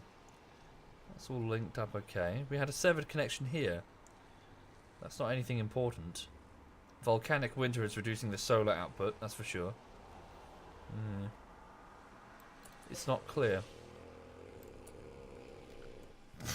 You're hearing that? She's snoring. She stopped. Because she stopped breathing. Dun dun dun. Oh well. She just started snoring again. Bottom left. Left thermal generator? Bottom left thermal generator. Oh, it seems to be fine. I'm not sure. Why are streamers playing this game? It's so boring, says Nicky Cat. Well, firstly, I question your taste. and secondly, you know, people can be interested in different things. Something that's boring to you can be fabulously entertaining to someone else. And this is fabulously entertaining. Thirdly, if you don't have anything good to say, don't say it. Right. Cool. So bitter. Yes, if you could work on the sarcophaguses over here. Maybe we should switch these. Oh, we can't switch them off. Right.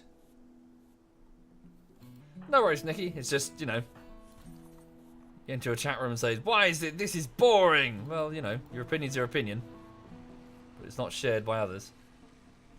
What happened to Dragonette? The plague. Dragon has the plague. This cryopod is the only thing stopping that plague from killing her.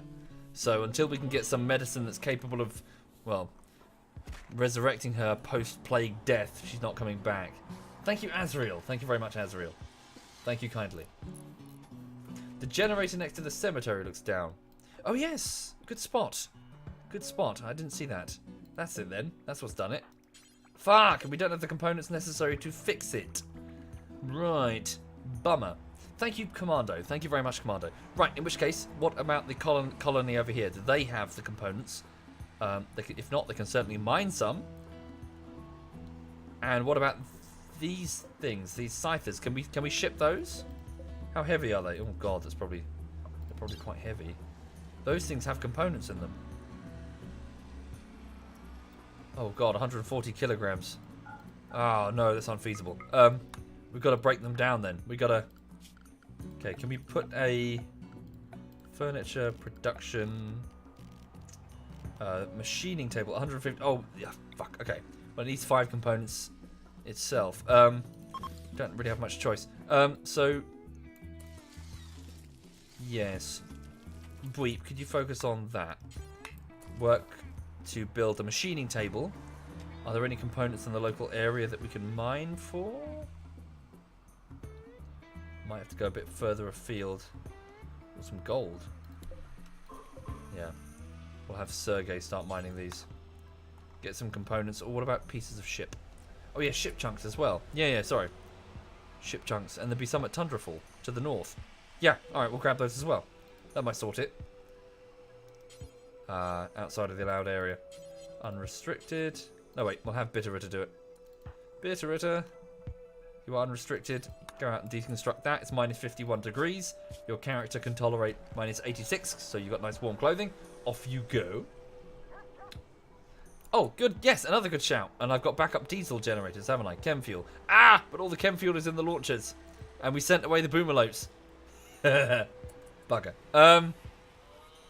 We do have some wood, but wood is so rare. No, don't use wood. Fuck. Okay. For now then. Take some drastic measures. Power down all the lights. Collectively, that will solve much of the power drain until that other geothermal generator is back online. You can make chem fuel from hops. Good point. I forgot about that. Yeah. Good point indeed. Can you do it from hay grass? Or like other... Is there anything faster that will grow... Well, stuff that grows faster? Backup battery. Again! Holy shit, I keep forgetting all this stuff that you guys are telling me about. Yes. Install the backup battery. Jen. I've got all of these things... You guys know my colony better than I do, apparently. Thank you, CK. Thank you very much, CK. Thank you. Right, that backup power will at least be something. Bitteritter is salvaging pieces from this piece of the cryo ship that we all came in. Alright, sweet. Well, just haul those in. Oh, they've taken them all in. Not just the one. Hay grass doesn't work anymore. Oh well. Okay. Major break for Bweep. I'm forcing Bweep to make the machine table. Not as high priority anymore, but yeah, stand down. Go get some breakfast. Bitteritter, keep hauling in those components.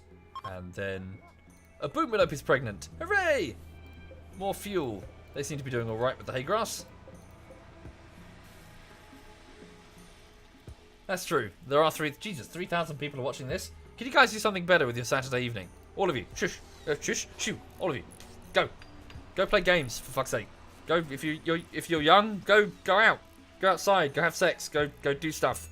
Don't sit here and watch a stuffy old cunt play Rimworld. Fuck, where's, the chat says no. The chat saying, no, never. Fuck off, I'm telling you. Hang on. There we go. Don't tell us what to do. Well, fine. I'm not gonna. Yeah, fine. I'm not gonna continue the stream until you all fuck off. This is it. It's the end of the stream. Bye. Who's a good dog? Who's a good dog? Am I being unreasonable? Yes, I am. Am I being unreasonable? Who's a good girl? Yes. Who's a good girl? Am I disturbing your sleep? Yes, I am. Who's a good girl? What? What? Oh, yes. You love it, really. You love it, really, don't you? Yes, you do. Right. Hang on a second. That's actually a good moment to get a quick drink of squash, some blackcurrant squash, and take a wee-wee. Back in just a moment. Thank you, the 3X Owl. Thank you very much, the 3X. Thank you. Back in a moment. Oof.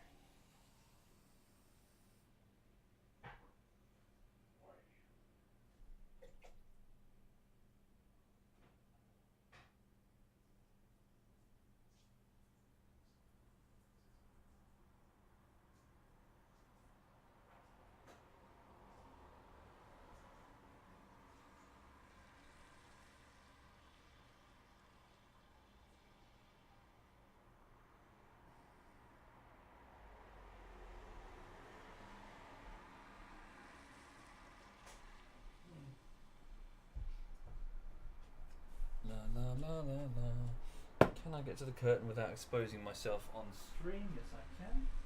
Just gonna close the window.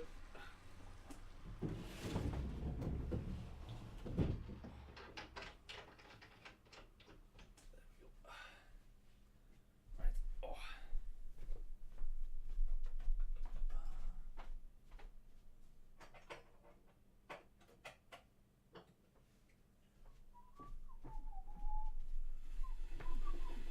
Just putting the kettle on.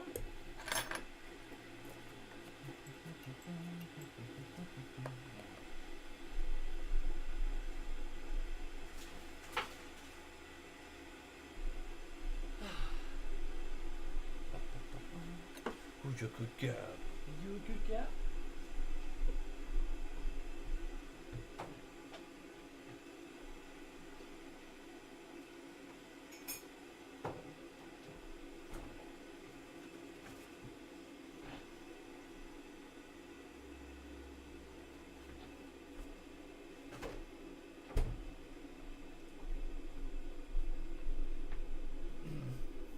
What's the chat saying? Don't get stuck in the bathroom, says Frosty Freeze. I can't anymore because there's no door on it. Well, there is a door, but there's no door handle.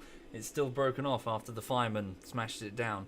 I've yet to repair that. I said I would to the landlady. I've yet to do that because I'm being lazy. Thank you, Liam. Thank you very much, Liam. Thank you kindly. That's very generous. Thank you, sir. Bear with me a moment. Just waiting for the kettle to boil. Have I looked at the Ford Focus new knob? No, I haven't. Fuck off, Soviet, we want Lulu. Oh, fine. Oh, fuck off. Get in there. Fuck you. Fuck you, sir.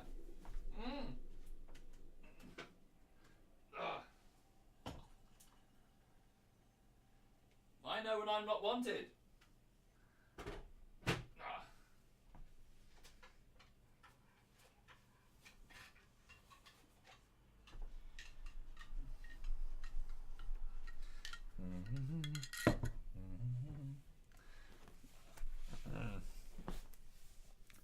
Thank you, Storm. Thank you kindly, Storm. Thank you. Sorry, for those just joining the stream, I was just grabbing a quick bit of refreshment from the kitchen.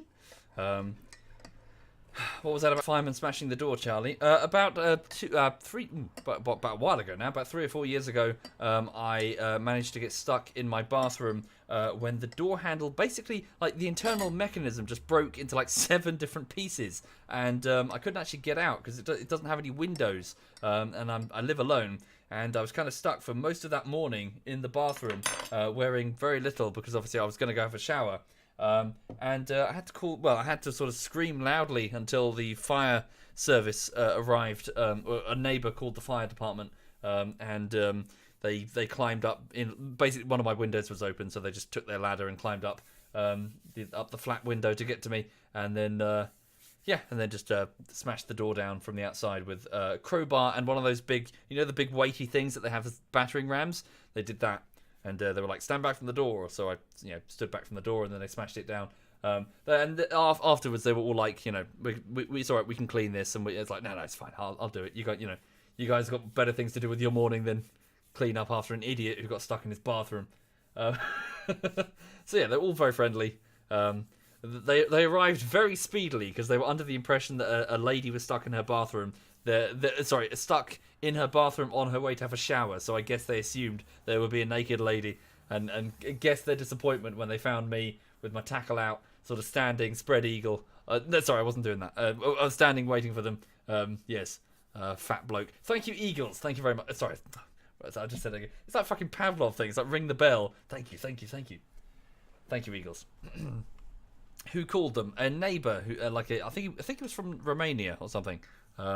But yes, he lived in a flat nearby, across from me, and he heard me screaming, and then he said that there was a lady stuck in the bathroom. Thank you. Hello, my name is Heinrich. Hello, Heinrich. Have I ever been to Norway? I don't think I have. No, I think the closest I've been to Norway was like Holland. I think that's the closest I've got in that direction. I've been south towards Germany and Switzerland. Thank you, Nex Carter. Thank you very much, Nex. Thank you. Apparently, yeah. Time flies, Sedgemus. Ah! Low power situation for the base. And the dog has farted. Ugh. Ah, Bitteritter, where are you? She's on her way to replace the broken components of the geothermal plant. Also, sorry, why is alpaca wool being stored here? This is not for alpaca wool. Raw resources. Not raw resources. Textiles? Yeah, don't store textiles here. Cool. Bitteritter, our primary builder, replaces the geothermal generator's components, bringing it back online. Thank you, Dracu45. Thank you, Dracu40. What? 1 year. Thank you. Very kind of you, sir. Thank you. Much appreciated. Time to change Lulu's diet. Farting is not a must for dogs. Well, it's because she's brachiocephalic. So, because she's flat-faced, so whenever she eats, and flat-faced breeds have this problem, air gets in, like lots of air whenever she eats, so it's got to go somewhere. So she burps and she farts. It's just the nature of a brachiocephalic dog. The small jaw means, well, air whenever they swallow. So, so they fart. They make lots of smells. Smells. You make smells. Oof. Oof. Right. Indeed, Nex. Time does fly. Thank you, Nex. Much appreciated, sincerely. Thank you for letting me do this instead of having a real job in an office, wearing a suit and saying things like deliverables a lot, or MVP, or user stories. Right. Hi there, Schizophrenic. Yeah, I've been alright. Just been chilling today. Just been relaxing, enjoying the weekend. Had a nap. That was nice. Naps are awesome. Holy shit. Naps are amazing. Like, when I was younger, I was like, naps? Now I'm like, yeah, nap. Like, what do you want to do with your day? Go to sleep. Hell yeah. Right. Especially with Lulu. Because it's like, what happens is you start the night, and you just tuck in to, well, start the night. You go for sleep. You tuck in, and Lulu's like at the end of the bed or whatever. But then as the flat settles, this is more at night really, and it gets colder, she'll sort of get closer until you wake up and she's basically on you. She's wiggled her way into the duvet, and she's sort of flopped on your chest, or her head is like on your face. Oh dear, short circuit. Oh no. Ah! Go straight towards the solar panels. Put that fire out. Someone. My point is, it's adorable to like wake up and have a French bulldog flopped on you. Thank you, Farscape Man. Thank you very much, Farscape Man. And Valen Kit. Thank you, Valen Kit. Thank you. Ah, Farscape. I've got that box DVD somewhere. That series was weird. I wish it was darker. I wish Farscape always... Farscape was always more interesting the darker it got, I found. When some of the episodes got really goofy, I don't know. I wasn't into them. But some of its episodes when it got very... well, just very dark, I found them, you know, much more interesting. Like the whole Peacekeeper type situation, Peacekeepers murdering and you know, genocide and shit like that. Way more interesting than, say... oh no, there's a... I don't know, like what's one of the dumb episodes? There was a whole bunch of dumb episodes, to be fair. Like, we've got to go to an international trial for Dargo, who's done something because he's an idiot. Thank you, Tivalek. Thank you, Tivalek. What was he? What's his... fucking Luxon. He's done something because he's a Luxon. And Luxons do stupid shit. Sorry, Farscape. Very, how to describe it? Think of it like Battlestar meets the Muppets. It's weird. It's very weird. Yeah, like, you know what I mean? The Looney Tunes up, yeah. Stargate SG-1 had that as well. Like, when they started doing goofy shit, it was a bit, okay, can we get back to the ghouls? And you know, the neck snakes that are, you know, attacking people. Thank you, Gerhard, again. Wait, Gerhard. Thank you, wow, Gerhard, again, holy shit. Thank you, Gerhard, you're very generous. Thank you, sir. Put Deadfall traps in front of the turrets. Not a bad idea, actually. Yes, indeed. Yeah, that's what I meant. Not that ant. It's quite a bit of steel, actually. I want to send that steel home. Gerhardt hates money. Well, so long as you're sure, sir. Please. Oh God, a polar bear. Please don't break the bank on my expense. Okay, we need to deal with that polar bear. That's a big threat. Polar bears could potentially go for us and murderize us. Stargate SG-1 was amazing. You're going through it again as we speak. Yeah, I need to go through it again.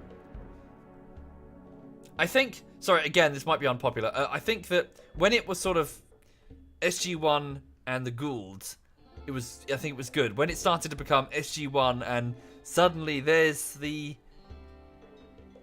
Ancients? Is that what they're called? I don't know what it's like. It got a bit weird. It started getting a bit off track.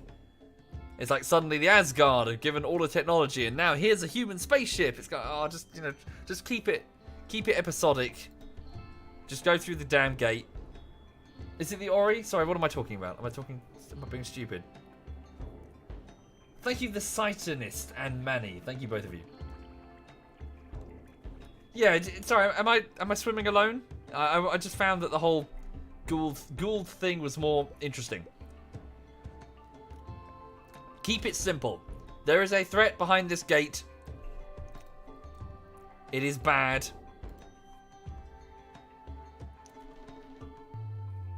The sweet polar bear says, if you kill my family, you'll not be happy. Well, it's either that or he eats us. Sweet. Well, like, you're going to be eating the food source of our dogs for a start. Oh no. Oh no. Oh no. Okay. Not good. The boomalopes are starving. Wait, they can't eat this? Because it's not full grown yet. I see they've eaten the rice and the hay grass is not ready to be consumed. So the hay grass takes too long to grow, so we switch it over to daylilies. Okay. However, let's do that. Let's pace ourselves a bit. So let's switch this over to daylilies, so at least they have this crop here. And let's put a stockpile zone in the middle in which we will have... what? There. Let's move over critical priority, move over some rice. I wasn't paying close attention. Thank you, Raw Train. Thank you very much, Raw Train. Thank you. Raw food, vegetables, rice. What's that next? Thank you. Yes, indeed. I'm just trying to just sort of enjoy it while it's here. Really, the whole YouTubing thing. Because I know people get a bit, I don't know, they get a bit funny when I mention this, but it's just the reality of the situation. Any career that's based on popularity ends when that popularity fades, so I won't be around forever. I mean, maybe when the comedy stuff dries up, I'll switch over to game reviewing or something more traditional, you know. But who knows if it'll continue, you know. Thank you, Holy Lemon. Thank you. So I'm just here to enjoy it while it's here, really, you know. Just have fun while it lasts, but I'm not under any delusion that this is anything other than a temporary career. Because, you know, think about some of the YouTubers who you were really into 5 years ago. Do you still watch them? I doubt it. There's churn, you know, life changes, tastes change. What's popular today won't be popular tomorrow. What's really people into now will be contrived and cliche later. How am I so real? I'm 32. I'm not like a 17-year-old YouTuber who's just got a Adobe Premiere and has suddenly gotten popular, and I'm world weary, is what I'm saying. You shouldn't be world weary at 32, but fuck it, I am. Yeah, so I'm just enjoying it while it's here. I got my dog, hoping to get buy a small flat somewhere, buy a car. Yeah. Thank you, Ghost Tomb. Thank you very much, Ghost Tomb. Thank you. What, you thought I was 18? Nah, I'm 32. Thank you, Vajana. Thank you very much, Vajana. I'm 32 and a constant disappointment to my family. Right.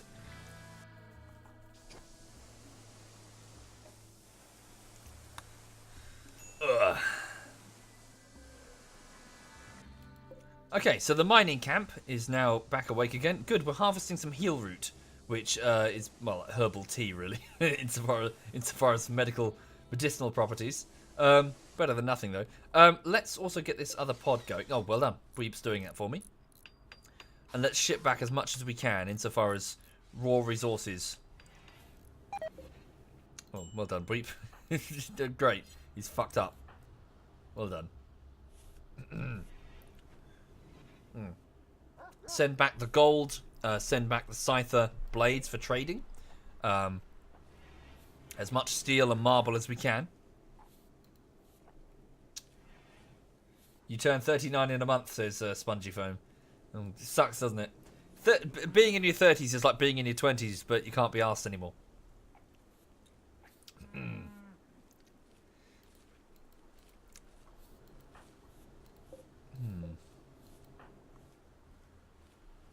Oh yes, I'll disassemble them first though. We'll disassemble them on site. We'll have Prime. Oh, good, Prime Panda's doing it. Ah, this mining colony is so efficient.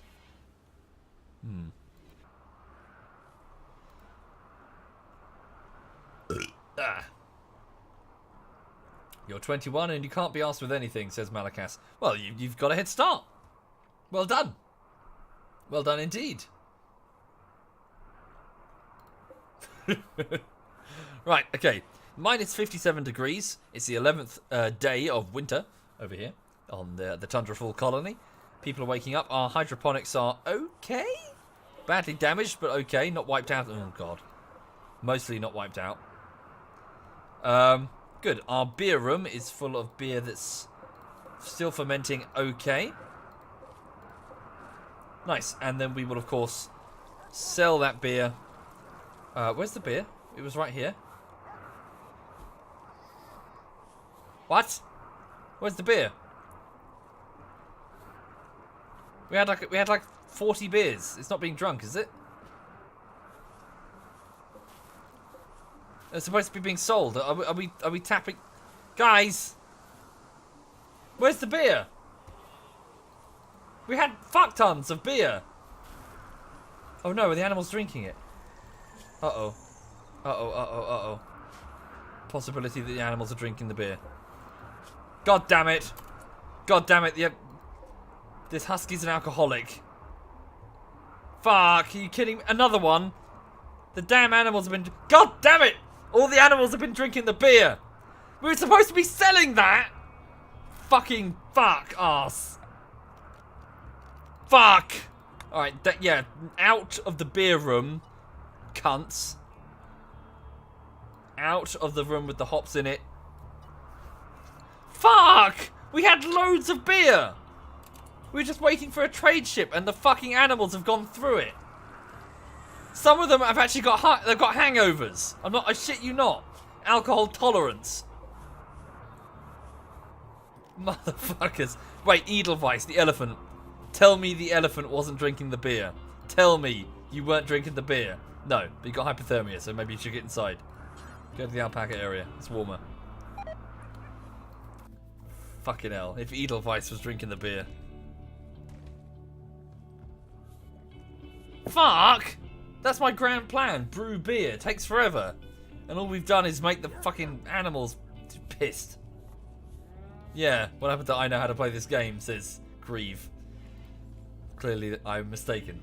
Clearly I suck at this game. Right, how are they doing? The boomalopes. Yep, they got sufficient food. Sucks that we had a miscarriage of one of them though. Wait, daylilies? That's not what I want, is it? No, I want the other one. I want dandelions. Sorry, not daylilies. There we go. Fast growing. There we go. And then they'll eat that. They'll graze off it. Oh, honey bunny. Oh, Jesus Christ. Oh, you could strip paint at 15 feet with that smell. Oh, she's properly guffing. Sweet pea, that smells. That really does, honey bunny. Ugh.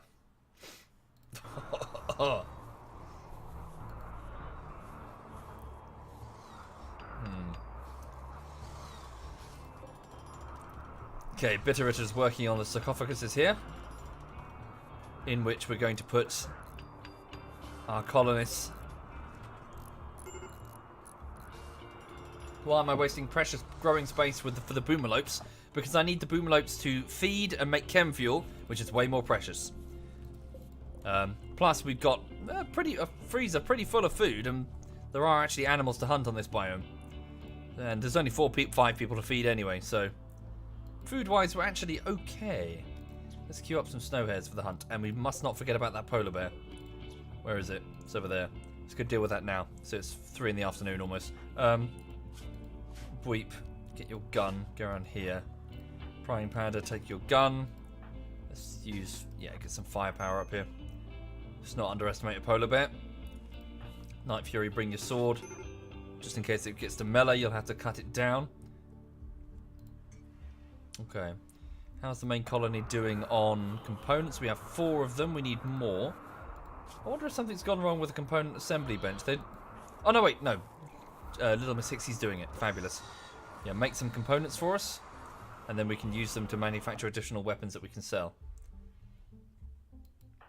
Have I considered making a game? Indeed I have, Dr. Yit. But I'm not really in a position in my life where I have the experience or the capital to do so. I did once try to talk to the former, I think it was the CFO of my last company. Software development, mostly enterprise. I was trying to convince him of the merits of going into game development, explaining that, things like Steam with its customer base and license engines instead of making your own, and a wealth of talent out there means that game development should be getting cheaper effectively, and now is a good time to get into it. But they were, I was trying to get my last company in the direction of game development, but they just wanted to do enterprise apps, which is fine. But enterprise software even. There we go, job done. Cool. Night Fury, if you could finish the job. But yes, I've got some game ideas, some things that I would like to, some niches that I think exist that I'd like to see made, but I'm not sharing them with you. I'm not sharing them with you. Thank you, Low Bird Luke. Thank you. Yeah, I'm not doing that, the Ginger Panther. I'm not sharing my thoughts on games that I'd like to see, and only for them to suddenly appear. Can we haul that in? Good meat. Right. It's a fucking polar bear. It's a predator. It would eat us if we let it.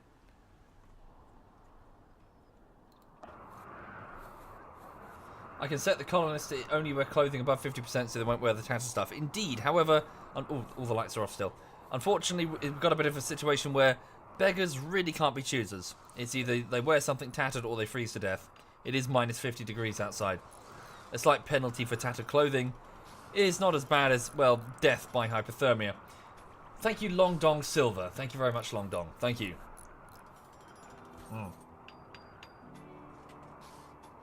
We're having to make clothes via alpaca wool. And we don't have a huge number of alpaca. We do have some. Although we do... we have a bit of a fresh stockpile, though. Let's make some more. Sweet. So hang on a minute. Oh, wait, no. I need both of my crafters working on components for the moment. Yeah.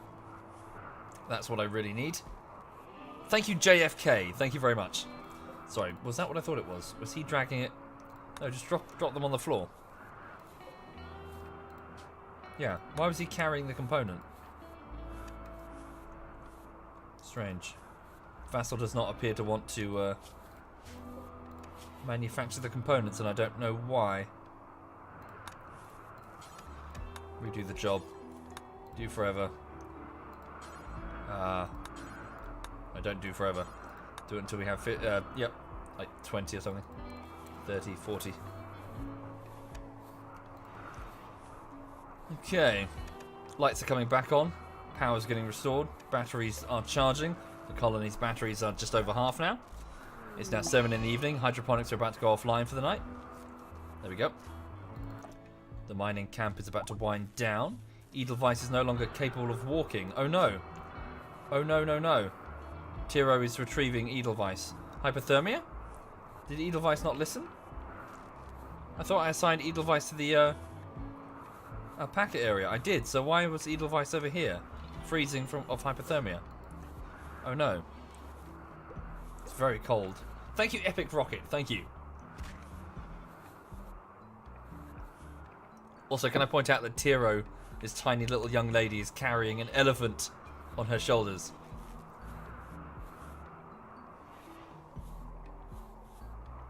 Oh, sorry, was it no longer incapable of walking? Minor malnutrition as well. There's no food? Of course, because I took away the rice. Ah, bugger. So what's Edelweiss going to eat?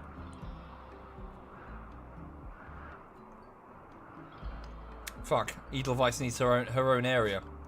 Is it he or she, anyway? It's a male. He. Oh, fuck it. I mean, we've got... Nah, I know. I want them to eat the damn flowers. Edelweiss can eat the flowers, though. Right? Hang on. Can you feed Edelweiss something? Potatoes and rice, apparently. Am I saying that women can't carry elephants? YouTuber sexism claims women incapable of carrying elephant. I can assure you the men would be equally incapable of carrying a massive 27-year-old elephant.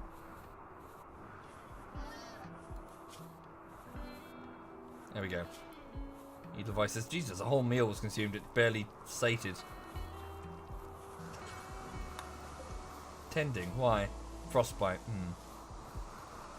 Thank you, Continum. Thank you very much, Continum. Thank you kindly. Thank you. Okay, Night Fury is sowing some dandelions for the boomalopes to eat. The hay grass is still only 50% grown. I guess hay grass is for long-term animal feeding, isn't it? It's not really for quick feeding.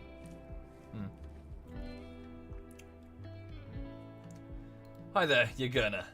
Why do I have an elephant? I have an elephant because little Miss Hixie was stoned when she used the comm unit. God damn it, I'm really annoyed about the loss of the beer. It took ages to ferment that shit. The next batch won't be ready. Oh, actually, the next... There's a lot that's almost ready. So I'm going to watch this time. Make sure the fucking dogs don't eat it. Also, how are we doing with... How are we doing with shipping some of this marble and scyther blades home? Thank you, Dibley. Thank you very much, Dibley. Much appreciated. Thank you. Prime Panda, before you go to bed, can you finish that pod? And then they'll be ready to be launched. Send back some marble or some... Well, the scyther blades and the gold. We need to send that. What else can we send here? Yeah. What's this? Sandstone. Limestone? Limestone. Ooh, slate. Yeah, we'll send slate. Thank you, the obvious backer. Thank you very much, obvious. Any tips for beginners? Yes, fire and infections are your two biggest enemies.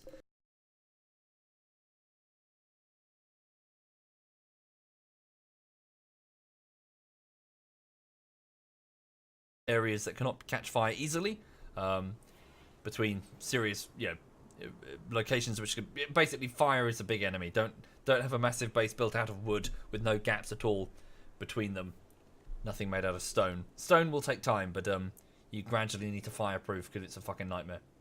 Right, okay, so send back all of the gold which we need to turn into advanced components to build the ship.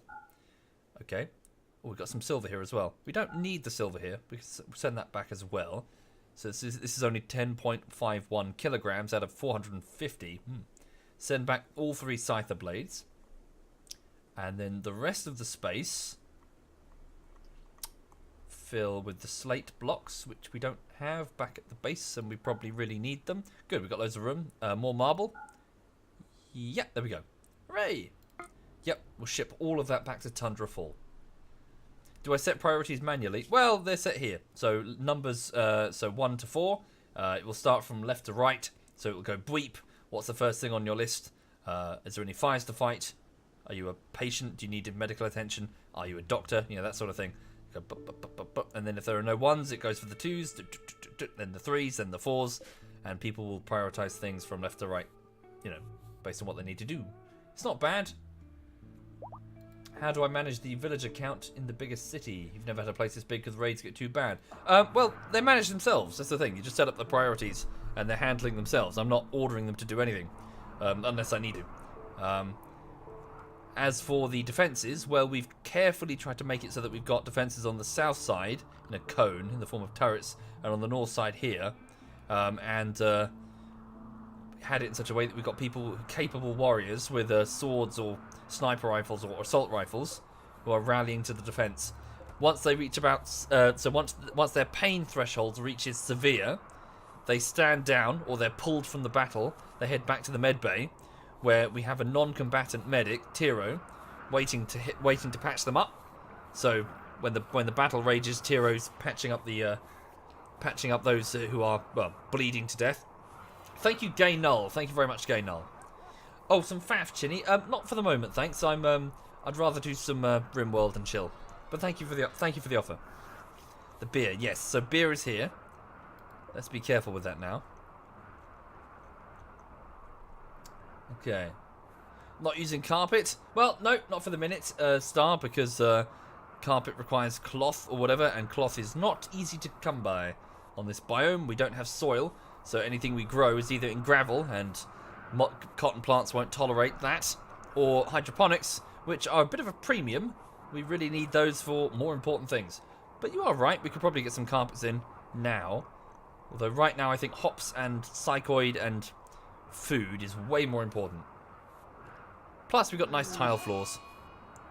Hydroponics basins are breaking down. So what's FAF? It's a Forged Alliance. It's the expansion pack to Supreme Commander.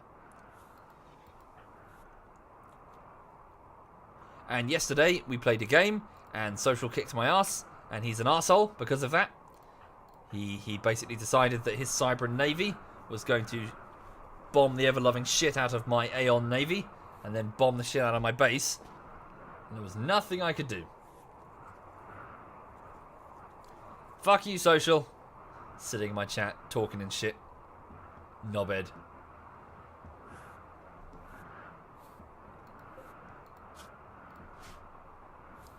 Good, quite a bit of alpaca wool now. What else can we make in terms of tailoring? So people with tattered clothing. What are you wearing that's tattered? Hang on.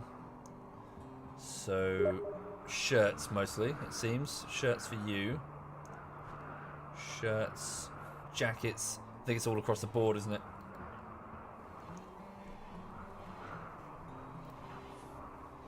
Shirts.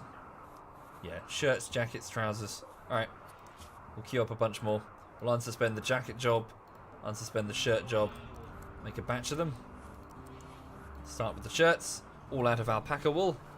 Nice and toasty, nice and warm. Will I do some sub games for FAF? Probably not. Sorry, Crime War. Smaller games, I tend to prefer to play with ZF, really. Why TeamSpeak over Discord? Discord doesn't really do anything that we really need as a clan. We just need a voice comm system. It's fine. TeamSpeak's fine. Free isn't much of an incentive if you're, a group of adults with jobs. TeamSpeak hosting isn't exactly expensive. And Discord has a bunch of shit for fan engagement, and I don't think ZF really care.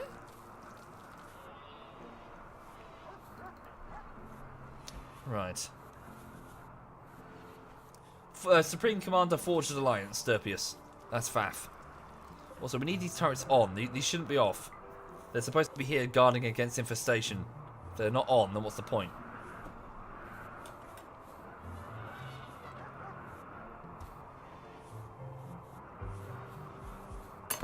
Thank you, Mr. Anderson. Thank you. Okay, 3 plasteel turrets guarding against insect infestation.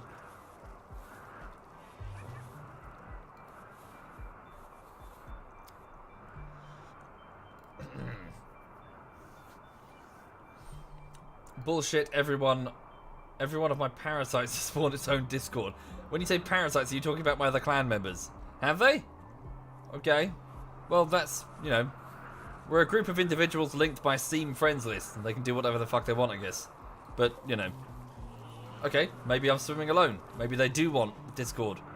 But as a clan, as a comm system of a clan, we still use TeamSpeak. I think, no, come to think of it, I think Glampus did try to get everyone to use Discord at one point, but I don't think anyone could be bothered. Oh no, food poisoning. Our food's being food poison. We've got food poisoning from major brain damages meals. He normally makes really good meals. Strange. Okay. What's this anyway? Slate. Yeah, we've got Slate coming. Have we finished the drop pod loading? No, not ready for launch yet. Kamikaze, can you load these up? Okay. Right, so...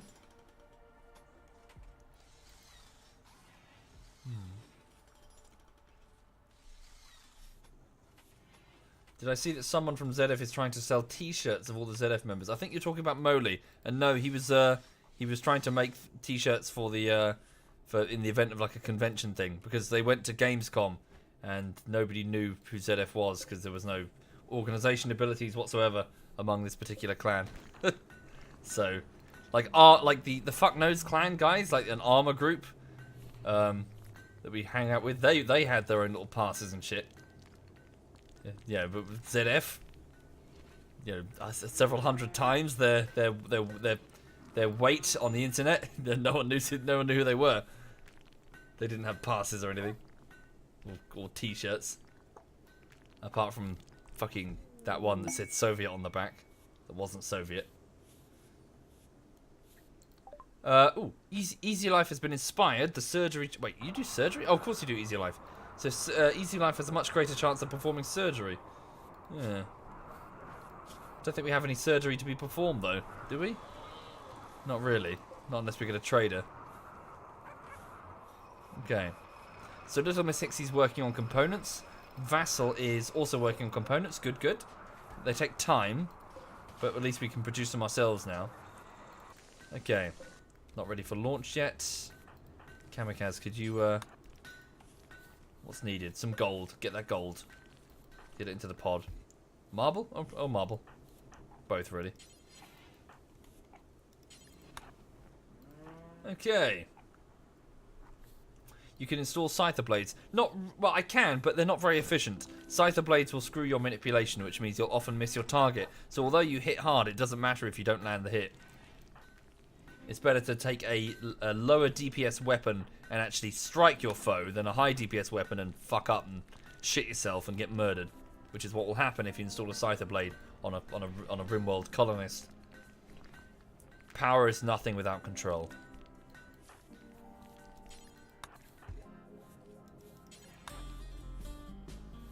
Okay.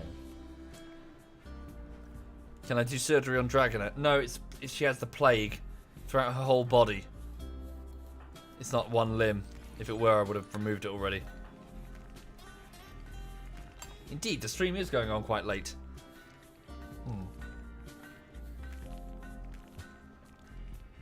Thank you, M4ZT3R. Thank you very much, M4. Thank you. Most kind of you. Thank you. Well, it's the weekend, and I fancy a bit of Rimworld.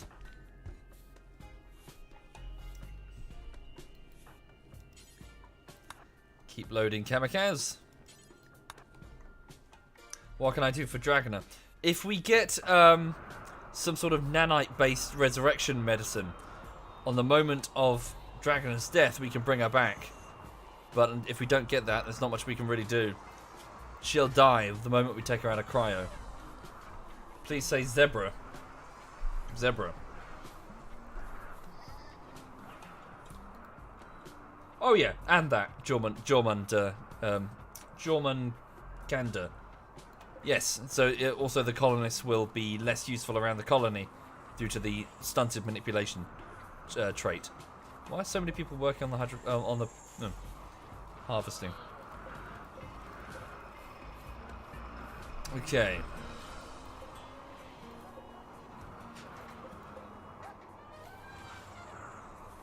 So both of my crafters are working on components. That's good. How many do we have? I need just the one? Okay, we need more then. Especially with the malfunctioning of various bits of tech. Okay, the beer has almost finished fermentation. Fermented. Good, it's all ready. Fantastic. Or some of it is. Thank you, Mythic. Thank you very much, Mythic. Right, we'll watch the beer this time. This needs to get sold. Have I considered uploading full streams to YouTube? Too many, I'm afraid. Too many. There's 4 hours of footage a day, every weekday. 99% of it, nothing's happening. It's too much. Thank you, hello Matto. Thank you very much. Like logistically speaking, just like having me upload, and often I'd have to render it in many cases first because it's often mixed in with other streams. Like if I'm playing Rocket League and then I switch over to Rimworld, I can't upload it all raw because it's two different games. So that would be hours spent with my PC rendering, put out of action. If not, my internet screwed because I'm uploading a huge file. Rimworld itself, Tundrafall itself, is like something like 300 gig. Well, bigger than that actually. It's like huge number of streams. Thank you, Zephonic. Thank you very much, Zephonic. Most kind. Plus, there is something to be said about suddenly switching from a YouTuber who's known for quality over quantity, suddenly switching over to massive, huge quantity of footage, all being sort of put under the algorithm, under the name SovietWomble, to frankly, and forgive me, an audience that doesn't care. I have 3 point something million subscribers. Only 3,323 people are currently watching. There is a huge... Sorry, I'm just saying, there is a disconnect between the YouTube audience and the Twitch audience. There is a little bit of overlap, little bit, but it's not huge. It's not, you know, if it were huge, there would be a million people watching or whatever, but it's not. So, one should not screw the YouTube algorithm and most of my audience, or not screw, but, you know, not present loads of content to a majority audience when probably only a few hundred people really care about watching VODs that old. That's not going to be a popular opinion, I know, especially from people who want to watch VODs that old, but it's just a reality of the situation. I'm a YouTuber, not a streamer. Ooh, cargo pod. Ah, smoke leaf. Thank you, Shogun. Thank you very much. Thank you. Who can go and get that? Hang on. Tiro, can you retrieve that? Yeah, haul that in. I know. I'm not trying to dismiss your opinion, Ray. Seriously, I'm not. It's just that there are downsides to it. The first one being the logistics of doing it. And the second being, well, that's not what I'm known for on YouTube. Primary or secondary account. You know, they're here. They're on Twitch for like months if people want to watch them. Better to take the highlights anyway. Better to cut out all the highlights and put them in a video, then put them on YouTube. Not upload hundreds of hours of shite. You realise I've got 530 hours of Rimworld. That's 530 hours. You want me to upload all that? Seriously? That's what people are asking.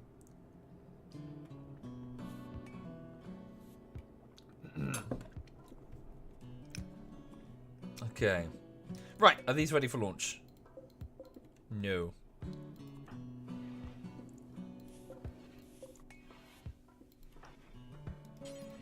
Can ever do, oh, damn, hang on. Come on, finish loading. Thank you, Kenny. Thank you very much, Kenny. Much appreciated, thank you.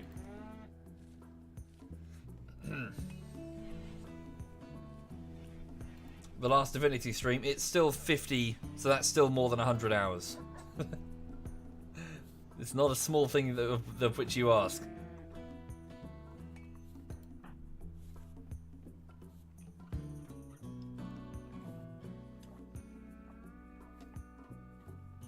Right.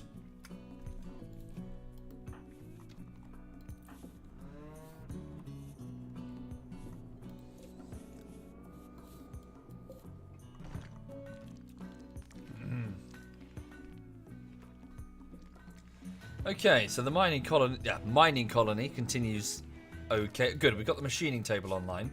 So let's put up put a job here to do forever, drop on the floor, disassemble mechanoids. So someone who's working on crafting, so I believe Weep, you can take these mechanoids, break them down, and then get we can get the components and steel and plasteel. Thank you, Juggerclaw. Thank you. Much appreciated. Thank you. Right. We still need a high explosive shell. Let's make one. Make a bunch of them. Okay. Shell. High explosive shell. Make 7 of them. More of them then. A sea dragon. Don't know why. There's nothing wrong with that. Okay. Also, hi there, dragon. Cool. I think that's the last pod. Bit of slate, and then we're ready. Okay. Nice. So components, steel, and plasteel. Ooh, a muffalo has self-tamed itself. Designated Muffalo 1, and it's sleeping in Weep's bedroom. Okay. Can we kill the thing? Well, do we need a muffalo? No, we don't need a muffalo. We've got the alpaca. Get rid of it. Fucking muffalo just let itself inside the base. The fuck is that shit? Good. Transport pods are ready. No, I'm not keeping the muffalo. It's food.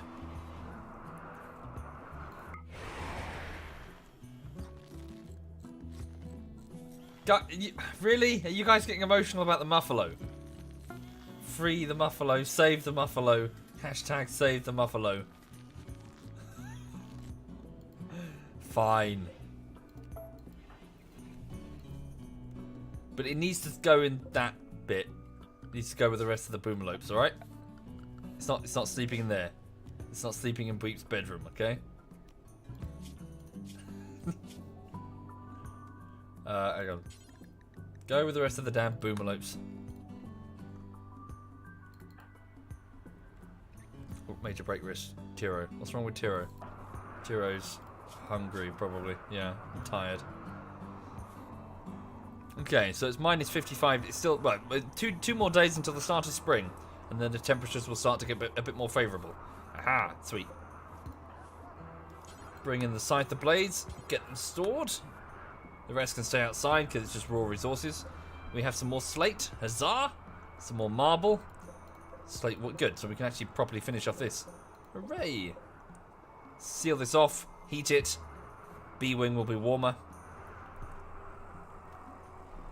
And we've almost got the sarcophagus built over here. Sweet. Let's start moving some of the bodies of the deceased. So, well, more of them. So that's Gloobsh, that's Dr. Milf, and that's Curty.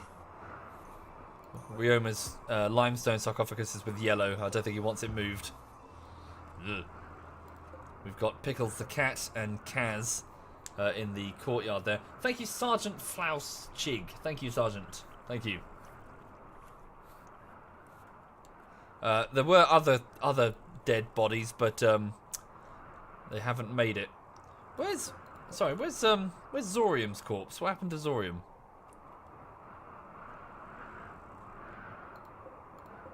Space Mango, Sea Muff.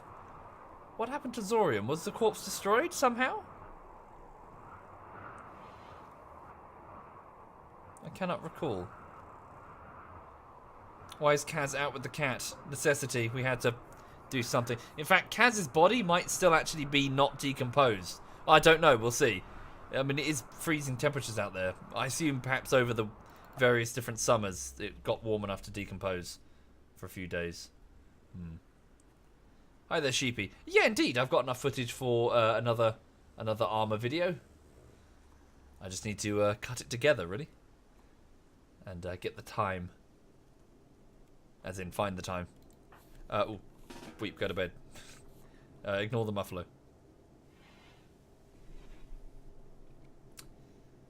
Didn't Maximo make a hat with somebody? Yeah, but it wouldn't have been Kaz's mum. Thank you, Willman Dillman. Thank you, Willman Dillman. Thank you for doing that. Very, very kind. Right.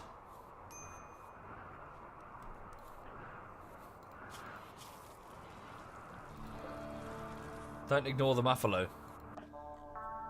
He has to. Oh god, muffalo farts. Ugh.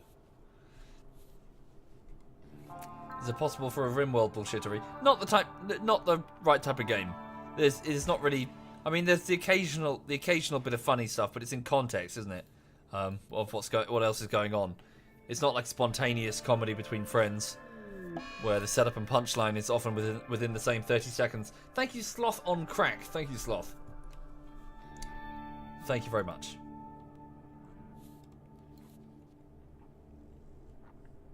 Can followers play games with me? Indeed, Dragon. It depends on the game. I regularly play things like Mountain Blade, PlanetSide, Rising Storm. What other big game like Holdfast, like big games with lots of people.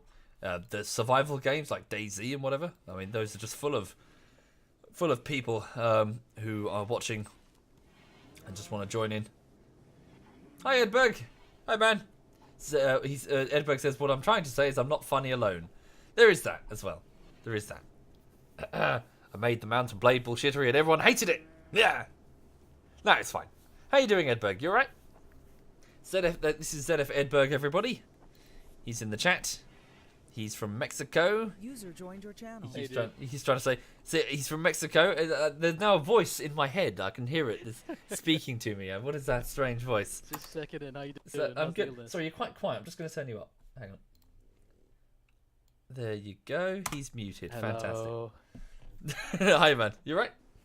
I'm good. How you doing? Yeah, I'm good. Just chilling on a. Back to normal? Yeah, I feel really weak. I just feel like my whole body just feels like it's made out of lead. But just hit the gym. Hit the gym. But there are no gyms nearby, and also I'm lazy. Aww. Yes. You have to walk to the gym. Yes, I would have to walk to the gym, and that burns calories, precious calories. Mm. Thank you, sexy predator. Anything new? Anything new? This week, Rimworld Supreme Commander did some VR stuff that was really good. Yeah, just kind of same old, really. What are you up to? Cool. Well, I've been streaming today. Did some PUBG and now some God of War because I got a PS4 and it's cool. Did you buy that for Spider-Man? No, I bought it for The Last of Us. I'm celebrating 3 years of streaming tomorrow, so I'll be doing The Last of Us full play. Celebrating? You mean that people tolerate your presence on Twitch? That's what. Yeah, 140,000 of them apparently. Oh, well done indeed. Well, congratulations, sir. Thanks, dude. Yeah, it's fun. It's gonna be fun tomorrow. Cool. Yeah, I shall pop in and cause shit in your chat. Yeah, drop by, do that. Yeah. It's been a while since you did that, so it's always fun. Yeah. But yeah, things fine here. Just kind of cracking. I haven't got the car yet. Sadly. Oh, yeah. I need to sort that out. Found one? Well, they didn't have the model that I wanted. It's a bit of a shame. But yeah. Oh, hang on. So Ghostface says he met Edberg at Gamescom last year, not this year. And he lived to tell the tale? Yeah. Wow. Yeah. What was he like, Ghostface? What were your first impressions? Like, I'm a prick. That's just how it I'm just gonna say it. That's Right. Now you go on with yours. I just wanted to check it. Yeah. No, good to see you, man. Yeah. Have a good one. You take care, Bye, man. Have a good one. Bye. Bye. Bye. Yeah. Get lost. Shoot. Fuck off. Go. Shoot. Fuck off. Shoot. Out. What a cunt. Am I right? What a cunt. That guy's such a cunt. Why did we let him in the clan? I don't know. Why did we let? It's ridiculous. It's absurd that we let that man in the clan. What a knobhead. Right. Yeah. So that was ZF Edberg. So he's going to be doing some streaming events. He's going to be doing some streaming events tomorrow to celebrate his 3 years of inferior Twitch entertainment compared to this glorious, wondrously entertaining stream that all of you are no doubt falling asleep watching. I'm pretty sure some of you will be falling asleep watching this. Right, okay. Sorry, what was I doing? So, yes, we sent back some gold and some slate back to the main colony of Tundrafall. Hi, Umlaut. Hello. What games would I recommend? Not sure, really. Factorio? Rimworld? Divinity's good. Very good.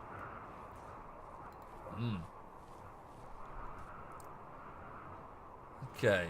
How's the... Oh, yeah, animals are starving. Who's starving? Oh, have they gone through the corpse room? They haven't. What's the problem? Why are they starving? Are they just complaining that they don't have beer?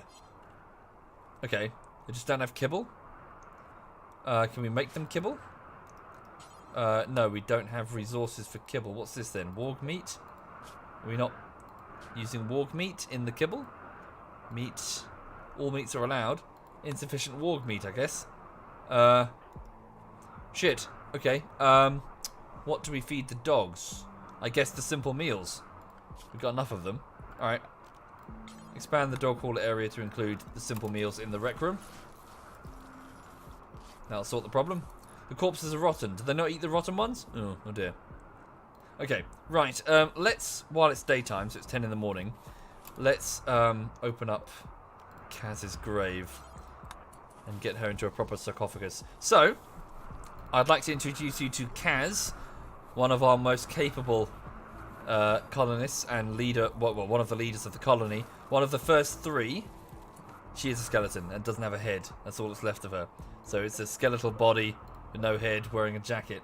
So she was, well, she's been dead for 2 years now. 21 parts of her body parts are missing. She was mother of Zorium. Zorium died very early, the first death of the colony, I believe. But Kaz was an explosive expert. Who was quite steadfast, very capable, good at mining, good at shooting. Kaz was invaluable. Kaz fought hard for the colony, roamed far, looking for food when times were desperate. It was on Kaz's back that, well, a lot of the colonists here wouldn't be here without her, so it's time to give her a proper burial. There's a carefully built marble sarcophagus for you, Kaz, as your final resting place. Kaz was killed, unfortunately, by the Scourge, the hideous, extreme threat that is marijuana. She basically suffered a brain injury in battle and was in a situation similar to Jen. However, when she was wandering around in a sort of like brain damaged state, she took a smoke leaf joint, marijuana, and this reduced her consciousness level into the minus figures, which killed her. So she had a single joint, and it killed her. For this reason, don't do drugs. Ever. Kids, seriously. Never smoke one marijuana.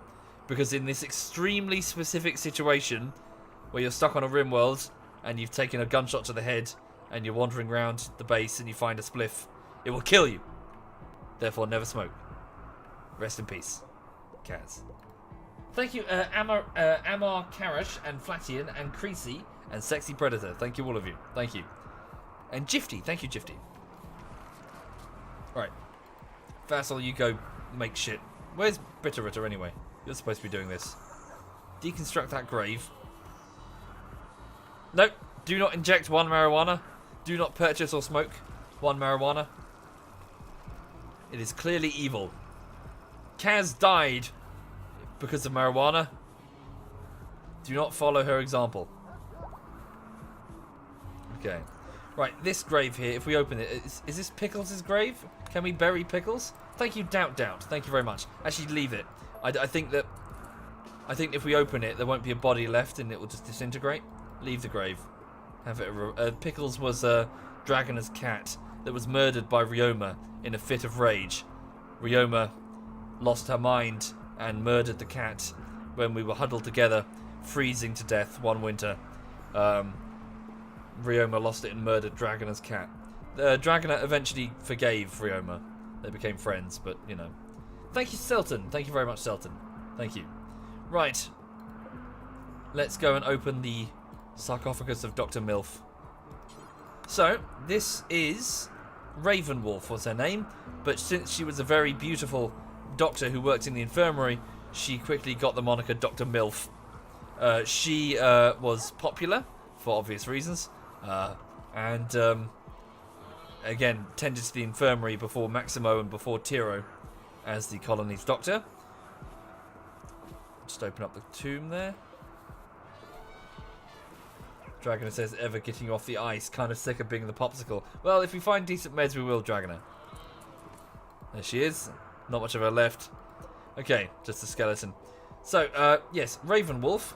Oh, she was drunk when she died. That's something at least. Yeah, so basically, she did take a gunshot, but it wasn't fatal. The fatal blow was an arrow to her back. So basically, at this area here, we were fighting. So we didn't have all this at the time. This was just the main entrance of the base. We were fighting a series of tribals who were firing arrows at us from these sandbag positions that were here. Firing their arrows, and Ravenwolf had to fall back because their melee was closing. So she, and I believe one other, I think it was Seamuff, started moving out into the open to the deeper defences where other colonists were, and an arrow flew all the way over here and struck her right between the shoulder blades, killing her instantly. So, yeah, Dr. Milf died, and it deprived the colonist of a decent doctor, which was a shame. She had strong social skills, strong medicine, she was very pretty, she was a jogger. She didn't jog fast enough. Okay, so, Raven, your sarcophagus is here. Please bury Ravenwolf and deconstruct the sarcophagus so we have, well, more room. And move that bed.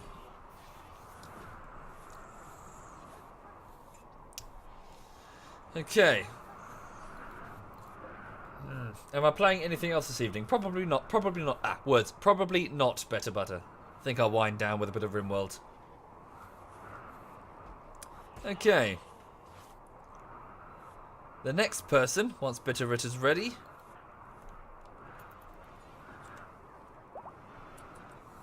Our dogs are breeding puppies. Fair enough. Let's get them trained all the same. Give them obedience training. Don't give the alpacas obedience training. Okay. Right, the next person over here. So we've got rid of that grave. There's Gloobsh, and here's Kurti, and where's Spaceman goes? Oh, did we already bury him? Thank you, Phenomenal. Thank you very much, Phenomenal. Thank you. Right, we'll get Gloobsh. Let's open that grave. So, Gloobsh was an elderly man. I think he was in his 80s. We'll find out in a minute. He was very much the kindly old man of the colony, sort of keeping to himself, and generally he was quite stalwart and hard to break under pressure. So he was very much the granddad of the colony. He actually had a bit of a... Well, his fate was kinder, I suppose. He didn't die in battle. He wasn't murdered by animals, I believe. If I remember correctly, he simply suffered a heart attack in his sleep. Thank you, Nutters. Thank you very much, Nutters. But yes, he was well-liked. The kindly old man who was stalwart under pressure. Here he is. Okay. Gloobsh. Yep, so malnutrition at the time. Yes, he had dementia, hearing loss, he was frail. Yes, he suffered a fatal heart attack in his sleep. He was stoned at the time, so, you know. He was 82. Yeah, as you can see, he was psychically dull and steadfast, which means that he was very, you know, hard to break under pressure. And very good at mining, good at social, you know. Yeah, he was good. Yeah. He had a good life. Right, your sarcophagus is awaiting. Yeah, awaiting you, sir. And let's deconstruct the grave. Mio, can you handle that? Thank you, Mio. The couple I did bury earlier. So, where are they? Seamuff. Seamuff was the de facto leader after Kaz died. They were good friends. She was a tall, strongly built black lady who wielded a sniper rifle in the defense of the colony. I believe she died of a liver infection after an attack. We didn't have meds to cover everybody, and I hoped she was going to be okay, but she didn't make it. She died of a severe liver infection, again depriving the colony of a capable leader and strong fighter at the time. That was fairly recent, actually. And then this guy here, Space Mango's probably had the most interesting death. There we go. Drinking beer. No, don't drink the beer. Please don't drink the beer. We're trying to sell the beer, guys. Okay. Your Space Mango's probably had the most interesting death because A-Wing and B-Wing were not originally connected by this corridor. They used to have to just march in the open through the snow. One winter, we had a tribe, pack of man-hunting giant sloths, which slowly moved towards the colony. These 3 bedrooms were occupied at the time by 3 colonists, the two of which I can't remember, but one of them, on this one here, was Space Mango's. Space Mango's and the other 2 had to cross quickly through the snow, which slowed them down, thick snow, big walking penalty, before the sloths slowly walked towards them. First 2 made it, Space Mango's did not. Space Mango's did not because he has the trait lazy. Laziness got him killed. Never be lazy in your professional or social life, everybody, because you might get killed by sloths. Unfortunately, his death was not pleasant. He was cut down and then started bleeding to death in the snow for a very long time. He even got up again, crawled in agony towards the base before he was cut down by another sloth, and then just basically lay outside screaming. There was nothing we could do. His death was slow and very painful, but there was nothing we could do. There was like 30 angry sloths. We couldn't go outside. They'd kill us. Thank you, Ryzen. Thank you very much, Ryzen. Oh, a mad local caribou. Oh dear, how many of them? Melee attacking Sergey. How far is Sergey? Is it just that one? It's just that one. We can shoot it down. Prying pan to get with Sergey, please. Shoot the thing before it causes problems. So yes, don't be lazy, or you might bleed to death in the snow, having been torn apart by giant sloths. Even though giant sloths are extinct, but you know the point stands. Okay, the moral of the story is don't be lazy. Thank you, Evil Sam Sunshine. Thank you very much. Thank you. And Storm Avenger. Thank you, Storm Avenger. And Ryzen Live and Nutters and Bay Stank. Thank you, all of you. Thank you. Sincerely. Thank you for letting me do this instead of having a real job. Animal starvation warning. Indeed. It's still Boo. What's wrong with Boo? Boo, get inside for Christ's sake. Come eat food. We've got meals over here. You won't come and eat. There's not much we can do. Moderate malnutrition. Come in and eat.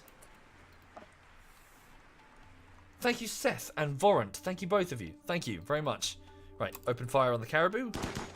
Prying Panda has an assault rifle. Sergey has a charge rifle with a greatly reduced range. Job done. Prying Panda, you eat that meal. Sergey, walk forward and blow its head off with a charge rifle. Yeah, aim it. Shoot it in the head. Sergey, shoot it in the head. There. Haul it in. Good food. Okay. Meanwhile, the rest of us had spent ludicrous amounts of money to get an education and a decently paying job. Don't worry, Cynical. Don't worry, it's not going to last long. This will all collapse into alcoholism and erectile dysfunction. Like give it a couple of years. And then you'll get to laugh. Right. How are we doing with the components? Oh god, that's not a good sign. Really? We don't have any components? We must be getting through them faster than we can make them. Alright.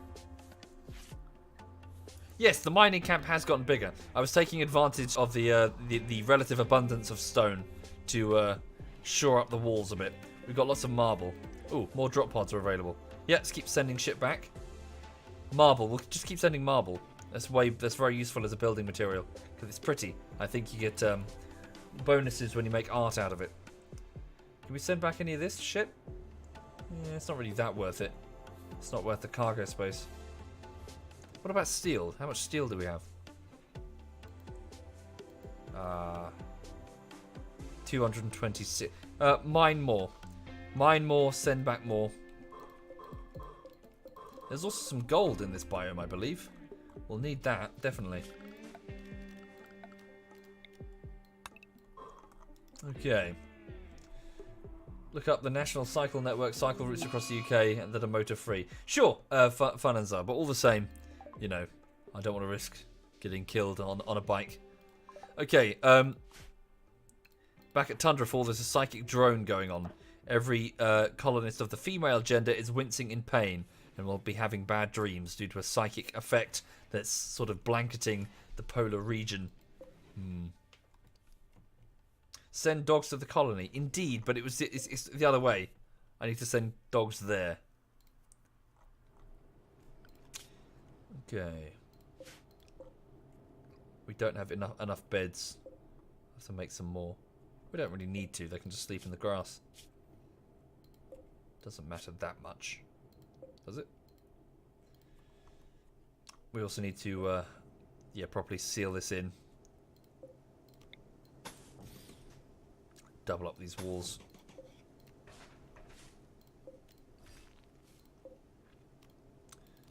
Yep. Or even triple them up. It's all good. Right. So the colony's sleeping. The only people awake over at Tundrafall are on the night shift. Oh, auto doors are breaking down. So Easy Life is playing chess in the rec room, and Fellfire is hauling potatoes from the... Oh, okay, I see. Stocking up this stockpile here so that Major doesn't have to go into the fridge every time he wants to get vegetables. Thank you, Trashy. Thank you very much, Trashy. Thank you. Is Dragonette alive? Yes, she is. She's just in cryo. She's okay. I missed a spot on the double walls. It's fine. We'll fix it later.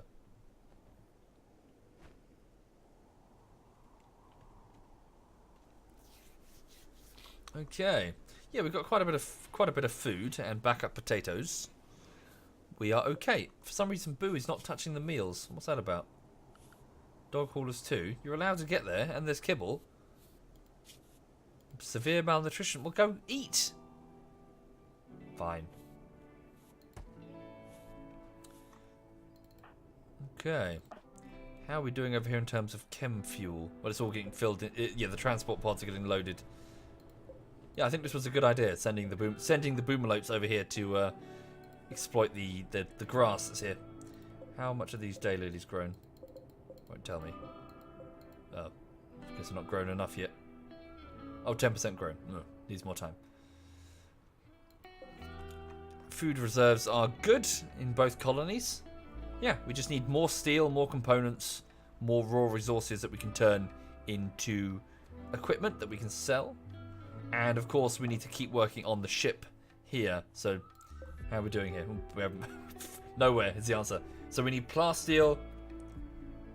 Why have we got nowhere with that? Bitteritter. Needs steel. Just lots of steel. Alright. Thank you, FFS Shez 8. Thank you very much. Thank you. Much appreciated. Alright, just mine a shit ton of steel and just start sending it back home.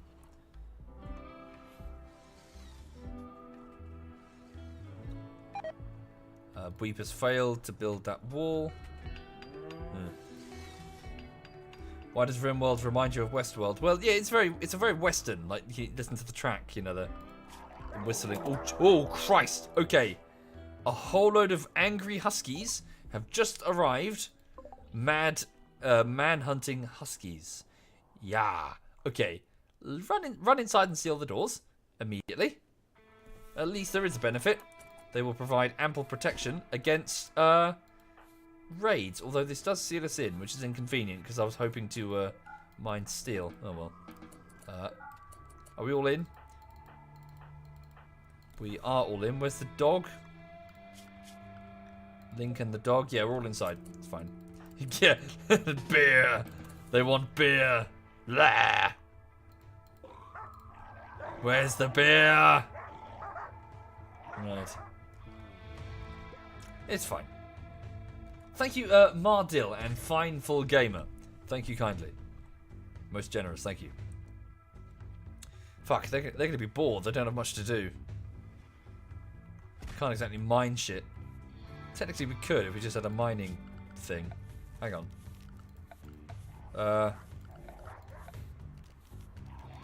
Ground penetrating scanner. We need 12 components to do it. Fuck. How's the diet going? Quite well, Rubber. So this is day 7 of my... Oh, God.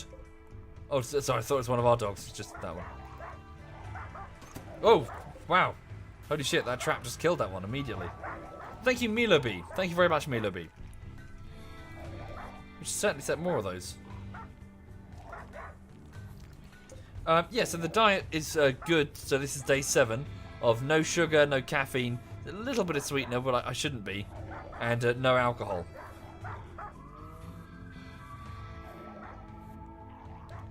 And it's unpleasant. Well, I'm just going to trip on that IED in a bit. Thank you, Filthy Casual, and B Rick. Thank you very much, and Milo B. Thank you very much. And Vaden, thank you, Vaden. Nope, no alcohol either. I'm trying to purge myself a bit and reset my body. Not like in a fad diet way, but just, you know, I drink to, I take in all of it to excess. I need to sort my shit out because I'm putting on weight. Thank you, Wiggo. Thank you very much, Wiggo. Why no coffee? Because it's just a gateway to sugar. Because it's always like, oh, I'll have a coffee, and then I end up drinking 5 coffees with like 3 teaspoons of sugar.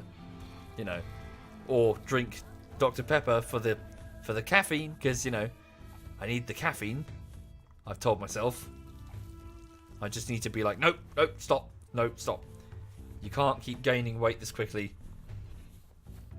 Thank you, Various. Thank you very much, Various. The real problem is inactivity. That is a problem. So I'm running 3 times a week. But again, you can't you cannot out-exercise a bad diet. So this is step 1. Okay, so we've got some beer here. Steadily stockpiling it. I'm seeing the reserves shrink, so I'm guessing people are drinking it. Yes, indeed. Move my arse and eat less junk. That is what I'm trying to do, Wes. First things first, cut out the junk from the diet. Ooh, caribou. Also at the mining camp. Oh no, it's Tundrafall. Ooh! Tundrafall. Yay! Yay, yay, yay! Let's fill the larders. Open hunting season, Tundrafall. Everybody grab your guns. Let's do this shit. Caribou. Question is, now do I switch on the turrets? Because if I fuck this up, they could muller the turrets and that would suck. Maybe? Let's have someone sit on the switch. Hang on. Tiro, can you... And stay on hand, Tiro, just in case something goes hideously wrong. You know. Right, open hunting season. Let's go. Yellow, how far are you? You're in the hydroponics. Go. Mio, could you get on the mortar? Yeah, let's bring the tools. Oh dear. Let's make some caribou mince that will sort of scoop off the ice later. Thank you, Commissar. Thank you very much. So take out that... Oh no, it's got a high... Oh, it's a fire foam shell in there. Don't douse them in fire foam. High explosive. High explosive. Extract an EMP shell. Oh, there's no shell. So Mio, instead of getting your sword, go man that mortar. Okay, Major. You just do whatever, really. Vassal. Yeah, same deal. Little Miss Hixie, stay out of this. Bit of Redder, stay out of this. Crimson, bring your mini gun. Oh, yes. Right. Fell fire. Wakey, eggs and bakey. I know you're tired, but caribou. Tiro, you stand on guard. Gino Mint, get your machine gun. Travis, you got a sword, but you can watch. You're a psychopath. Might find it interesting. Right, here they come. Oh, which way are they going? They might be going the other way. Get this other switch. Major, I take it back. You're babysitting that switch. Here we go. Let's go, let's go, let's go. Haul ass. Food is here. Lots of food. Oh, one of our dogs is out there as well. Can we get the dogs into the alpaca area? Just for a moment. Just in case it doesn't go well. So, my fear is that they're going to rampage on us and that destroy our turrets, which would be expensive.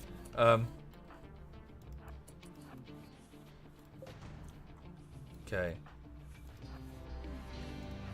Yeah, we'll go with the southern turrets then.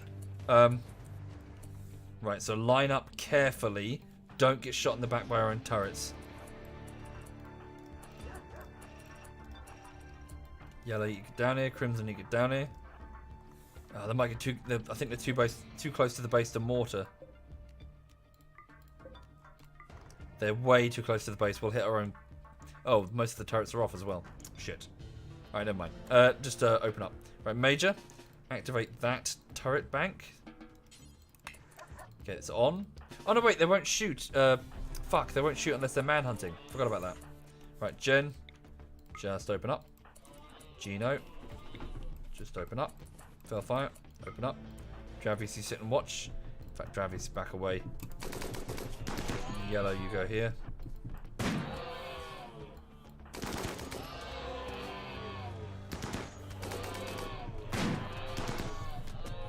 Just open fire.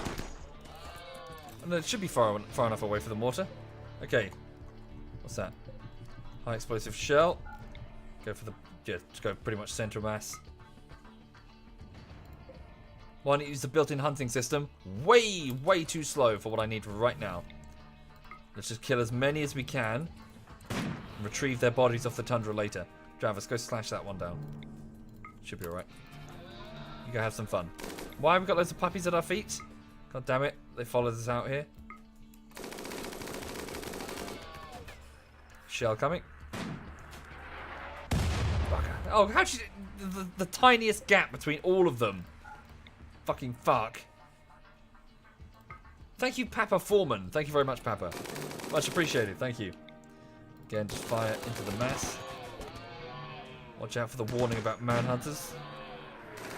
Oh, fucking mortars. Bullshit. Load up again. How many shells do we have? 9. Okay, here we go. How many? Okay, not that many. We're okay.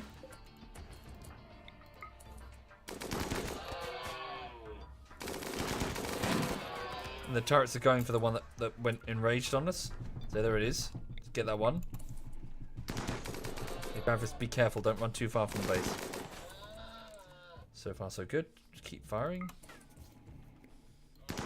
Crimson, you go for that one that's walking towards us.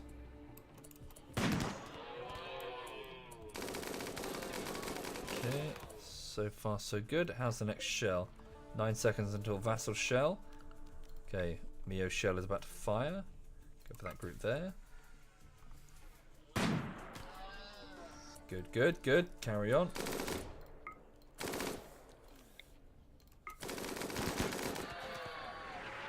Oh, stupid. Forget the shells. We're wasting them. Just go back to work, you two.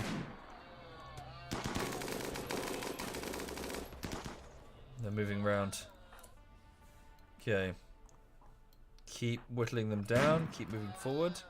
Don't get too far from the base, because if they go enraged on us, we might need to flee.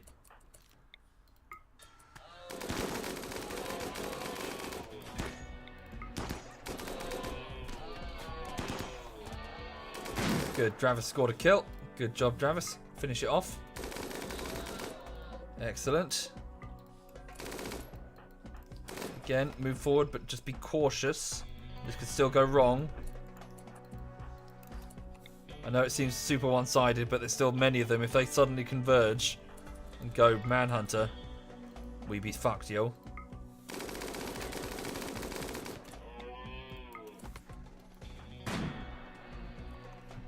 Okay.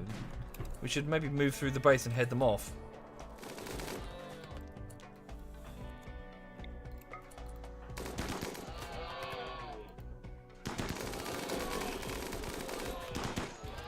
Okay. Major break risk, Fellfire. Yeah, you're quite tired. Yeah, you were on the night shift. Yeah, stand down. Right, okay, let's go head them off, because they're moving north around the side of the base. So let's go around the front as quick as we can. All last. Go, go, go. Fellfire, you stand down. Dravis, you go to bed. Sweet. Open the door. Turn off those turrets, Mountain. Save some power. Mountain? Major. Yep, carry on with work. Sweet. Allow access to them. Right, so we'll just move through the base as quick as we can and intercept them. Yeah, head them off at the pass. Head them off at the pass? What does that even mean? Why are you going that way, gent? Oh, fine, whatever. Just run the straight line. Who's going to make it first? Crimson, with his stupid headdress, runs through the snow. Gino thinks she's being clever by using the tiles. Jen is going all the way around here for some obscure reason. Why? Oh. Crimson was in the lead. Gino's clever little tactic there is now in the lead. Gino mocks Crimson. What is Jen doing? Why did you decide to go through B-Wing? I have no idea. And the winner is going to be... it's Gino. Gino, the gardener. Well done, Gino. Right.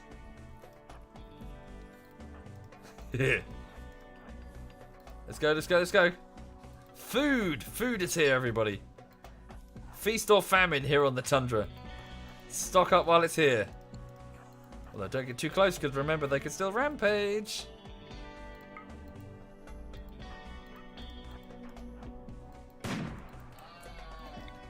Open fire. Gino, get a bit closer. Keep picking them off. Maybe Yellow, you just stay back there for a minute. Or Aurora. Not here. Oh, I'm so worried about getting too close. No, this is too close. Seriously, if they rampage, 3 people could die. Where's is this all of them? Guess it is. Never mind.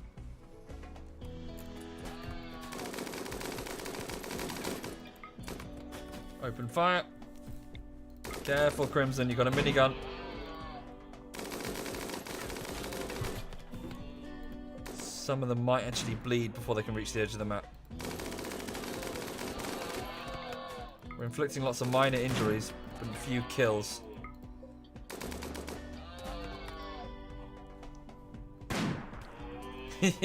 Yep, localized entirely in the kitchen. The Aurora Borealis. At this time of year, I can't remember how the quote goes. At this season, at this time of year, localized entirely within your kitchen. Yes. Can I see it? No.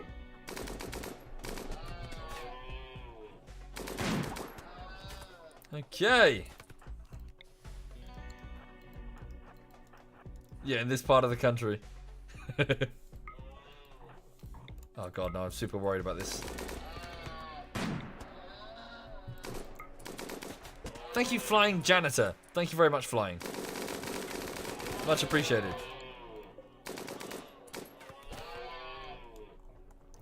Well, they should be able to handle it. Oh, mental break. Gino Mint has gone for a sad wander.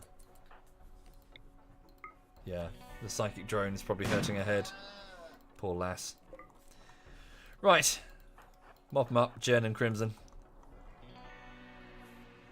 Whew, we're eating well this evening, I tell you. Caribou's on the menu.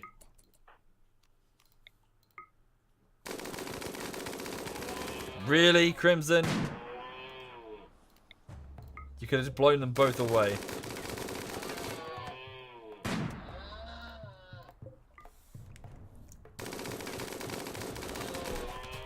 Yeah, let's get this turned into lots of pemmican as well. Lots of stored meat.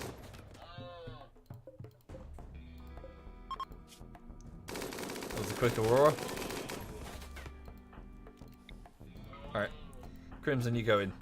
Also, can I point... Crimson, what are you doing? Can I point out that, that people are probably going to be sifting through their meals to find like the minigun bullets that Crimson was firing? I had that once. I had a what is it, like a, you know, like the tiny game bird that you can buy. I bought one like from Sainsbury's or something. Crimson's having a victory spliff. What are they called? Not a partridge? Yeah, and it had like pieces of the shot still in the bird. I was like, yeah. Right. Was it? No, it wasn't quite. I can't remember. It was a long time ago. It was in like this speciality counter, and I was like, oh, I've never had one of those before. Bit expensive. This was like 10 years ago. A party, yeah, time for a party. Time indeed for a party. Lots and lots of meat. We can bring that in. Let's unrestrict everybody temporarily so they can go and retrieve it and take the animals back out of there. Hi there, Novi. You're a good drunk? Are you drunk, Novi? Well, it's Saturday. Hope you're well. I could do with a beer. I could really do with a beer right about now. Diets suck. Okay, what is the time anyway? Well, it's 11:30, so I'll probably wind down the stream fairly soon and hit the sack. Thank you, Callow Phasian. Thank you, Callow.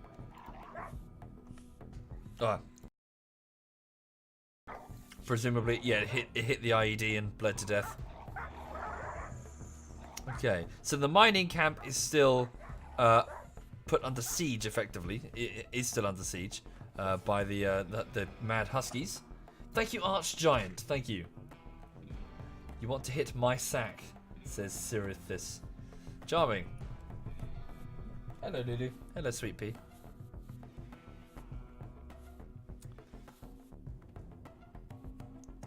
Always butchering people's names, says Acidic. It's a gift. Okay. Do we have sufficient space for? Yeah, plenty. Bring all of the animals into that freezer. Trouble is, not many of my. Oh yeah, they're having a party. That's fine. Okay, so Mio is talking about sandwiches. Tiro and Yellow are having a chat. The medic and the old man. Mio's talking about hands. Little Miss Hixie likes hands. Bitteritter and Dravius having a snog in the corner. Jen is like, fuck, I'm late. So there's a party. Holy shit. Thank you, Guy with the lazy name. Thank you very much, Guy. Yeah, everyone's relaxing. Just taking some free time in the rec room with the giant testicle thing that Ryoma made. The now dead Ryoma. Everyone keeps talking about hands. Hands? Hands are fascinating. There's an alpaca roaming the base. Did I fuck up? I did fuck up. Thank you very much. No, it's good. It was a good hunt. Lots and lots of animals frozen out there for us to retrieve and bring into our own freezer. It's the night time anyway. It's midnight, so they'll go to bed. The night shift will start hauling them in. Cool. People playing pool. Everyone's mood is quite high because they're attending the party. Had a good time at that party. Hand job, hand job, hand jobs. Indeed, Telltales is closing down. Quite interesting there, isn't it? Oh, hang on. So Tiro has insulted somebody. Insulted Vassal. Tiro the medic has insulted Vassal, the one-handed psychopath. Not a good idea. Really not a good idea. Cargo pods have been detected. Gold. Excellent. Which we can use to turn into advanced components for the sake of building the ship that we're going to use to get the fuck out of here. There's beer in the corridor. So there is. Fucking dogs will get that if we don't haul it in. Gino's having a sad wander. After the party, I'll have one of them take it to the beer room. Yes, we have a beer room. Gino's wandering around in a sad state. There we go. Party's over. Very good. Oh, no! No! Oh, good God! Good Lord on toast! The party has ended, Everyone goes into the dining room for snacks to discover that there are giant, genetically engineered monsters that have sprung out of the ground. An infestation. Dun dun dun. An infestation. Battle stations, everybody. Battle stations. Set condition 1 across the ship. This is not a drill. Wait, hang on. Is this the only...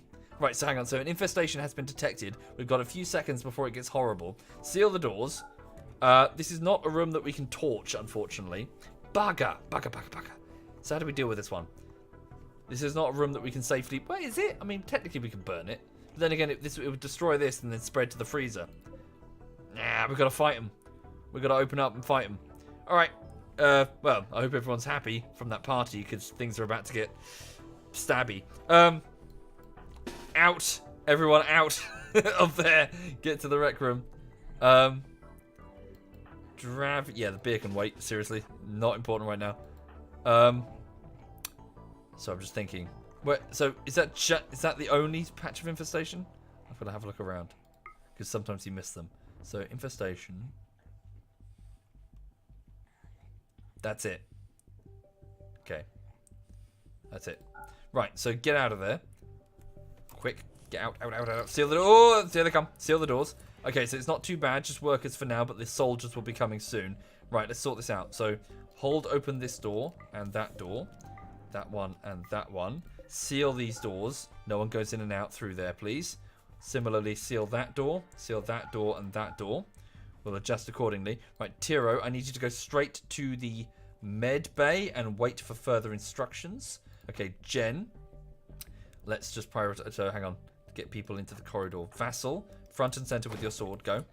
Okay, Dravis, move here with your sword. Go. Shit, the puppies. Get the puppies out. The puppies need to be safe. Get the puppies into the alpaca area quickly and get the ones that are assigned to yellow unassigned so they get out of the way. That'll be nothing but a quick snack for the giant infestation. Here they come. Here come the soldiers. Right, easy life. Stand down. Just clean or something. Just stay out of this. Yellow, get to the end of the corridor. Crimson, get in that corridor. Here we go. No, easy. Can you... can you go to bed? Easy? Oh, no, wait, you're the night shift. Just, go into the infirmary and wait. You're also a doctor. We need you. They're trying to cut through the door. Okay. So my melee... Fellfire, you're needed as well. You've got M16. Bitter return to level 60. You'll be safe in the rec room. Just stay there. Okay, so... Now, what we need to do... Jen, you're not going to be so useful with that sniper rifle. You can actually get an alternate weapon. And in fact, you will. Go and grab a minigun. Yellow, go grab that minigun. We've got time. They're trying to tunnel into Vassal's bedroom. Great. Close the vent and overheat them. I'm afraid not. The temperature difference that would be required in order to properly deal with a bug is too great. Look, plus 50. So to get this room up to plus 50 and then assume that they're not going to immediately break out, no, it's not going to work. Like, yes, if you can get the temperature up with a fire quickly, do it. But setting the too much time. They'll just tunnel out. They will tunnel out, and then the battle will be determined by them, not us. We're going to fight on our terms, not theirs. Okay, this will, however, be a tough fight. I have no doubt. They are tough. They're very strong. So, Jen, move here. Hold that door open. Little Miss 16 Bitter, what I said about the rec room being safe is not true. Go to the storeroom. Jen, move here. Crimson, move here. Fuck. Move that out of the way. Pick that up. Move it quick. There we go. Miniguns are in position. Melee are in position. Where's yellow? You get here. We're almost ready. Oh, Gino, sweetie. No, Gino. Oh, I thought she was going straight for the rec room. Okay, there we go. We're in position. We're ready to go. Okay, Fellfire, you're the breacher. Move up. Tira, you better be ready because there's about to be some casualties. Pop the door. Hold fire. Hold fire until I tell you. Pop it. Shoot. Get their attention. Flee. Pull back. Fellfire. Run. Ah! Run. Christ. Oh no. Damn, he's in severe pain already and he'll die in 24 hours. Bugger! Right, to the infirmary with you, Felfire. That did not work out. 60% on the door. Oh, God. Brace yourself, Tundrafall. Brace yourself. Oh, no, they're going to stop meleeing it. Okay, start tending. 28%. No, they stopped just before they went through it. Vassal, pop the door quickly. Pop. Oh, Vassal. No, no, no, no. Don't go the same way. Here we go. God damn it. Severe pain. Jesus. This sucks for us. We haven't done a very good job of this. Here we go. Fire! Fire, fire, fire! Fire! Come on. Fight for your lives. Fight for the colony. Vassal, pull out of there. You're too badly hurt now. Oh, shit. No, you got... Pull out, Vassal. Pull out. Christ. Fuck. He's coming. Who can stop him? He's pursuing straight into the infirmary. Oh, no. No, don't. Guys, you've got to use your miniguns. Don't let Yellow stand alone. Fuck. He's got to fight. You've got to use your miniguns, guys. Stop meleeing. Yeah, they've got the advantage in melee. Fuck me. Use your miniguns. How's this one's health? Severe pain. It's almost down. Come on. Tiro! Ah! Get out of there. Get the medic out. Yes, yes, yes. Come on, you've almost got it. Finish off that last soldier. Then it's just, yeah. Careful with your bullets. Okay, no more miniguns now. Oh, wow. Holy shit. Mio is absolutely kicking ass and taking names. Thank you, Kinga. Thank you very much, dude. Right, you two hold fire. Yellow, hold your fire. Vassal, sneak up behind the Mega Spider and stab it in the bum. Thank you, Seabets and Heifer. Thank you very much. Go, Mio. Yes, she's got it. Well done. Well played. Now go for the next one. The workers. Yep. Yep. Last worker. Yes, we did it. It's over. Whoa, God. Well done. Mio, the feisty 23-year-old miner with mostly bionic limbs, fought like a beast there. Holy shit. Just defeated soldier and workers. Dravis, the gay psychopathic torturer, did quite well, but is very badly injured. Yellow, who was left alone against a soldier, feels no pain. Not because he's hardcore, but because he's got a pain stopper in his head. So he didn't feel anything, even though he's covered in stab wounds. Jen and Crimson did similarly quite well. Yeah, we're good. Vassal, however, is on... Yeah, he'll die in 16 hours. He's got a severe neck injury. He's... Yeah, just blood is just pouring out of his neck. Thank you, Rathor. That's very kind. Thank you, Rathor. Sincerely, thank you. Right. To the medbay. Easy Life and Tiro, you've got patients incoming. Everyone else can... Well, if you're not too badly injured, you can go and get breakfast now. Oh, and yeah, we must not forget about the hives. Let's deal with those quickly. Go. Okay, you guys handle those. Okay, Yellow. You're hurt. It's not that bad, but all the same. Go get medical attention. Vassal, I'm sorry, you are very badly hurt. That neck injury is severe. How's Mio? She's alright. Medium pain, some light cuts. Dravis is not doing so well. The injuries are not too bad, they're just quite numerous. Get into bed. Okay. So we're destroying the hives from which they came. Okay, there we go. Take a patient each. Yep, Easy Life. Take Vassal. And Tiro, if you could take Yellow. We've got plenty of herbal meds. Thank you, Ragnarloth. Wait, Ragnarloth. Thank you, Ragnarloth. Thank you for doing that. Much appreciated.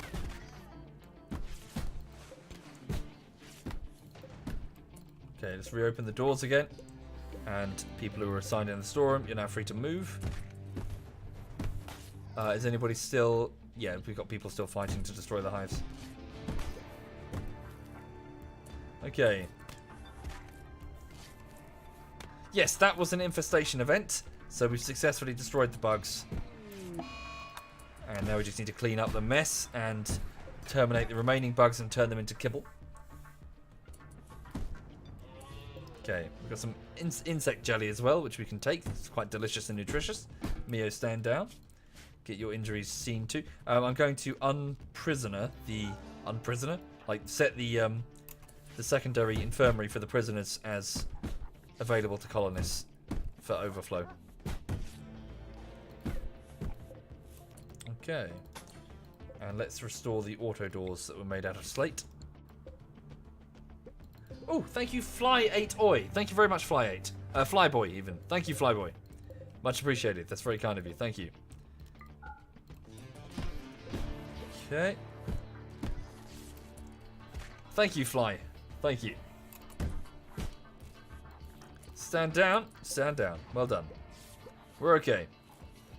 Could have been much worse. And can somebody get the damn beer into into the beer room? Right. How are we doing? Fellfire's injuries have been patched up. Same with Yellow's. Same with Vassal. Yeah, they're all done. Cool. Yeah, if you could feed the injured, that would be appreciated. Fellfire, if you yeah, feed Fellfire, easy life. Then Dravis, go for it. Tira, what are you doing? Tira's going for some food. the night shift. It's be like, what the fuck is this? Gotta clean up all this shit. Right. Cool, and then restrict access to the beer because we're supposed to be selling it.